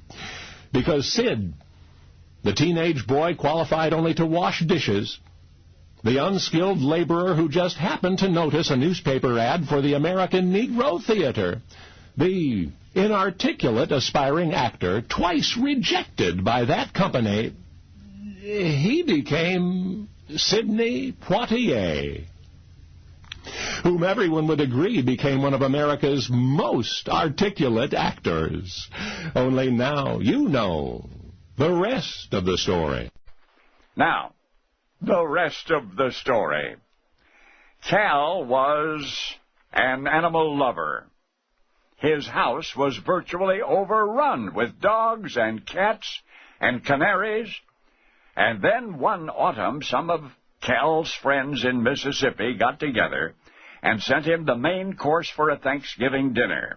They sent it alive so it could be freshly killed for Cal's table. No, not a turkey, a raccoon. Well, Cal took one look at the innocent black-masked face, and it was love at first sight. Love at first sight! The little girl raccoon had charmed herself out of the stew pot and into Cal's heart. So Cal named her Rebecca. So Rebecca the raccoon and her pal Carl were together, a familiar sight in the neighborhood, especially in the evenings when the weather was pleasant and Cal and Rebecca always looked forward to evening walks, the latter on a leash for her own safety. They rarely passed a day that the two didn't play, as though Rebecca were Cal's child, some said. She had a large playpen a few steps from Cal's study, and among her toys was a huge water tub where she swished a bar of soap until the suds overflowed. Cal much enjoyed watching Rebecca splash around in her tub. He was always concerned that she had enough soap to play with, and since she had complete freedom to run through the house, Rebecca always knew where soap could be found. Frequently, Cal wore Rebecca around his neck like a big furry necklace. That was her ride. Her favorite dinner was persimmon, chicken, green shrimp, eggs, cream. Separations, Rebecca from Cal, well, those were difficult for both. Even for 2 or 3 days, whenever Cal's business called him away, especially Cal would fret. And then one night Rebecca left home. Nobody knows why. Just plain curiosity about the rest of the world is the most plausible motive anybody could imagine. But Cal was frantic. He called the police, who assured him that an officer was on the way. No, Cal insisted it would take at least 4 policemen to track down the ingenious Rebecca. So 4 policemen hurried to Cal's house. They were most of the night searching the neighborhood with flashlights before one of the men spotted two glowing eyes in a hedge. A corn muffin lured the wayward raccoon into custody, and Rebecca was punished for her thoughtlessness by having to spend the remainder of the night in the cellar. Although I understand that Cal missed her so much that he served most of the sentence in the cellar with her. As pets and their masters go, I don't know that the relationship of which you've just learned is particularly remarkable, but it does give us a glimpse into the secret heart of someone, a man more often remembered for what he did not say than for anything he said. For Cal, whose chronic silence amused a nation, was President Calvin Coolidge. That's right. The home where his beloved Rebecca splashed and played and ran free was the White House. And now you know the rest of the story. Now, the rest of the story. Once upon a time, many moons before the white men came to American shores, a group of Meskwaki Indian braves set out on a hunt. They would travel south, much farther south than was their custom at that time. You see, the past winter season had been a hard one. Fresh game was scarce, so new hunting grounds must be explored. So, the Meskwaki braves journeyed down through the cold forests of their homeland, down into the prairie land, the domain of the Kickapoos. The braves moved stealthily through the brush and bramble, past the clear streams where crawfish played, and on into the marshes where the wild onion grew. But then suddenly one of the braves stopped in his tracks. Gesturing with the point of his longbow, he silently apprised the others that he had heard a sound coming from beyond that cluster of foliage. A bear, perhaps. The braves cautiously advanced, and again a noise, a rustling in the vine-strangled thicket. But then at once a strange creature burst from the underbrush. It was great in size, almost as large as a Meskwaki brave. Covered with black and white fur, it ran on all fours, and it was heading deeper into the marsh.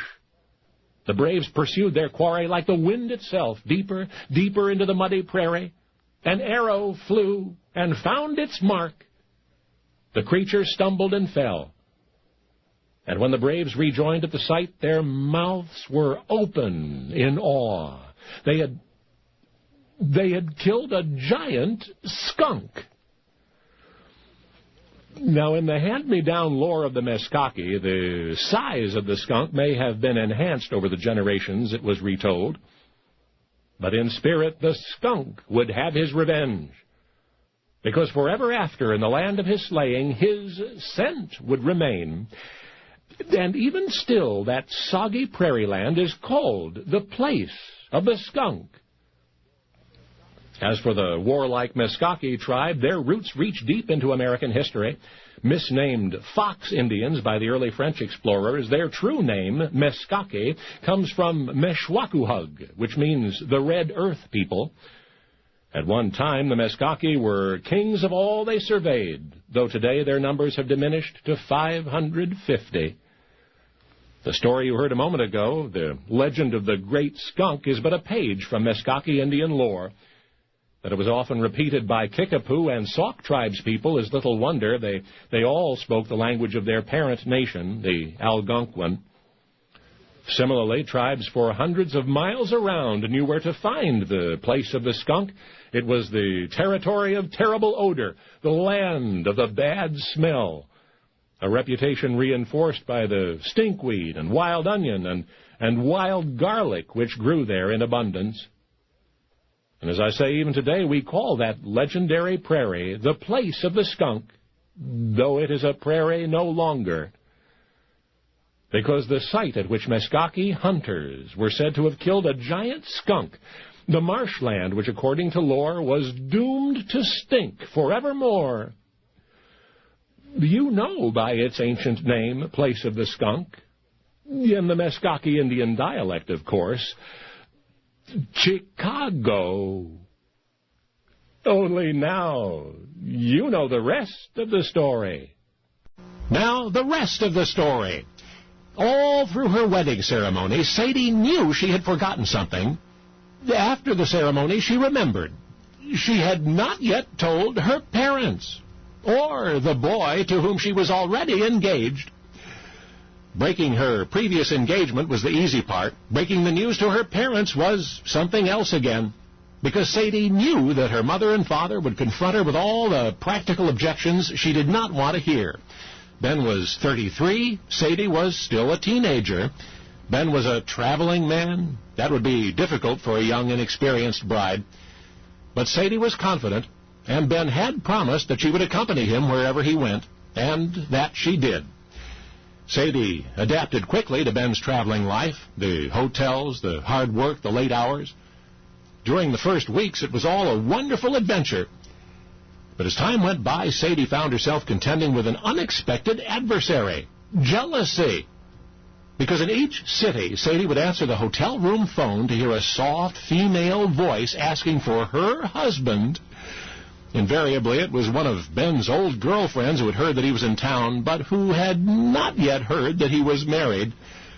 Ben promptly set each young lady straight, if gently, and the deliberate diplomacy with which he responded to those calls distressed Sadie. In fact, sometimes Ben actually forgot to mention why he could not see his former girlfriend that evening. An oversight, he explained.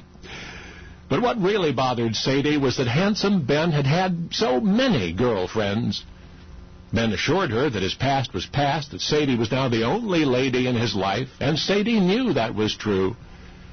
Yet at that sensitive time of unbridled emotions and intangible fears, Sadie began to panic each time the phone rang. So now you know how it happened. Now you know why Sadie, frustrated and frightened after the fourth call in the fourth city, why she impulsively, angrily reached up and scratched Ben's face with her fingernails.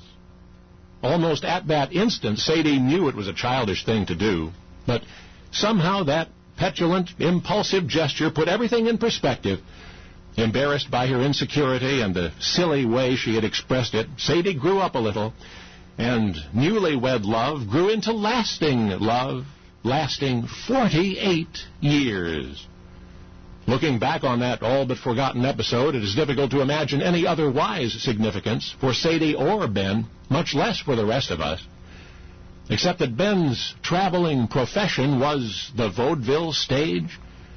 And that night, attempting to hide the results of Sadie's rage, Ben walked out to greet his audience, discreetly covering his cheek with his hand. You know he was concealing fingernail scratches, but his audience did not, and they thought it amusing, as eventually would we all. Sadie, she joined Ben's act under the name Mary Livingston, and Ben, who concealed his wife's childish gesture with a gesture all his own, would be known, would be worldwide recognized by that gesture ever after. Ben Benjamin Kubelski? That's right, Jack Benny. To this day, Impressionists evoke his image with a glance aside and a hand at the cheek, and you know why. Because now, you know the rest of the story. Now, the rest of the story. Let's consider 4 first-ever inventions. 1, the coin-operated vending machine. The earliest one dispensed liquid. A coin was inserted through a slot in the top. As the coin fell, it tripped a little lever, and as the opposite end of the lever was elevated, a sort of drain plug was lifted momentarily. In a general way, all of today's less complicated soda pop machines and candy dispensers operate on that principle. Another invention, the odometer. That original distance meter was comprised of a wheel and worm gears encased in a box. The operation of that mechanism, engineers say, was a part of the mechanical tradition that produced the modern computer. And how about the remote-controlled door opener? The first one operated on a delicately balanced system of pneumatics and hydraulics. The remote control was governed by a regulation of air temperature inside a chamber, resulting in an alternate expansion and siphon effect through a connecting tube. And yet another invention, the steam turbine.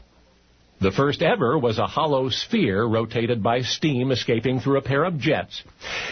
Now, I'd be proud to introduce you to the 4 inventors of those 4 inventions, but you know what? Each of them was the brainchild of the same man. The same man was responsible for the steam engine and for the remote-controlled door opener and the odometer and the coin-operated vending machine. He also built surveyor's instruments with interchangeable parts, and many different automatons, singing mechanical birds and so forth. But you know something? Beyond his inventions, we know practically nothing about him. Every time you put a coin into a mechanical device, a vending machine, or even a parking meter, you unwittingly pay tribute to an inventive individual whom no one really knows. So, let's start with what we do know. We know he was a mathematician and physicist and engineer. We suspect he was more knowledgeable in pneumatics and optics than any of his contemporaries. He was a prolific writer, so we know a great deal about his inventions. The problem is he never wrote about himself. The fire of his inventive genius was kindled by the hope of serving mankind, not the prospect of self-aggrandizement. So now, as we attempt to honor that inventor, our pilgrimage ends, as Rupert Brooke once put it, at an empty throne. But we do know this: that first ever coin-operated vending machine was a dispenser of holy water? That's right, a dispenser of holy water, a device to be used in a temple. And the man who invented that, and the odometer, and the remote-controlled door opener, the mathematician, physicist, engineer whose steam engine and system of interchangeable parts predated James Watt and Eli Whitney, the person to whom we tip our hats each time we put a coin in a slot, why, he was Hero of Alexandria. And he lived and created and died during the 1st century A.D., 2,000 years ago. Only now you know the rest of the story. That was part 10 of 14 of Paul Harvey's commentaries called The Rest of the Story. Airchecks is a 3-hour podcast uploaded every Saturday and is broadcasted on the K-Tai radio network every Sunday. See you at the same time and same channel.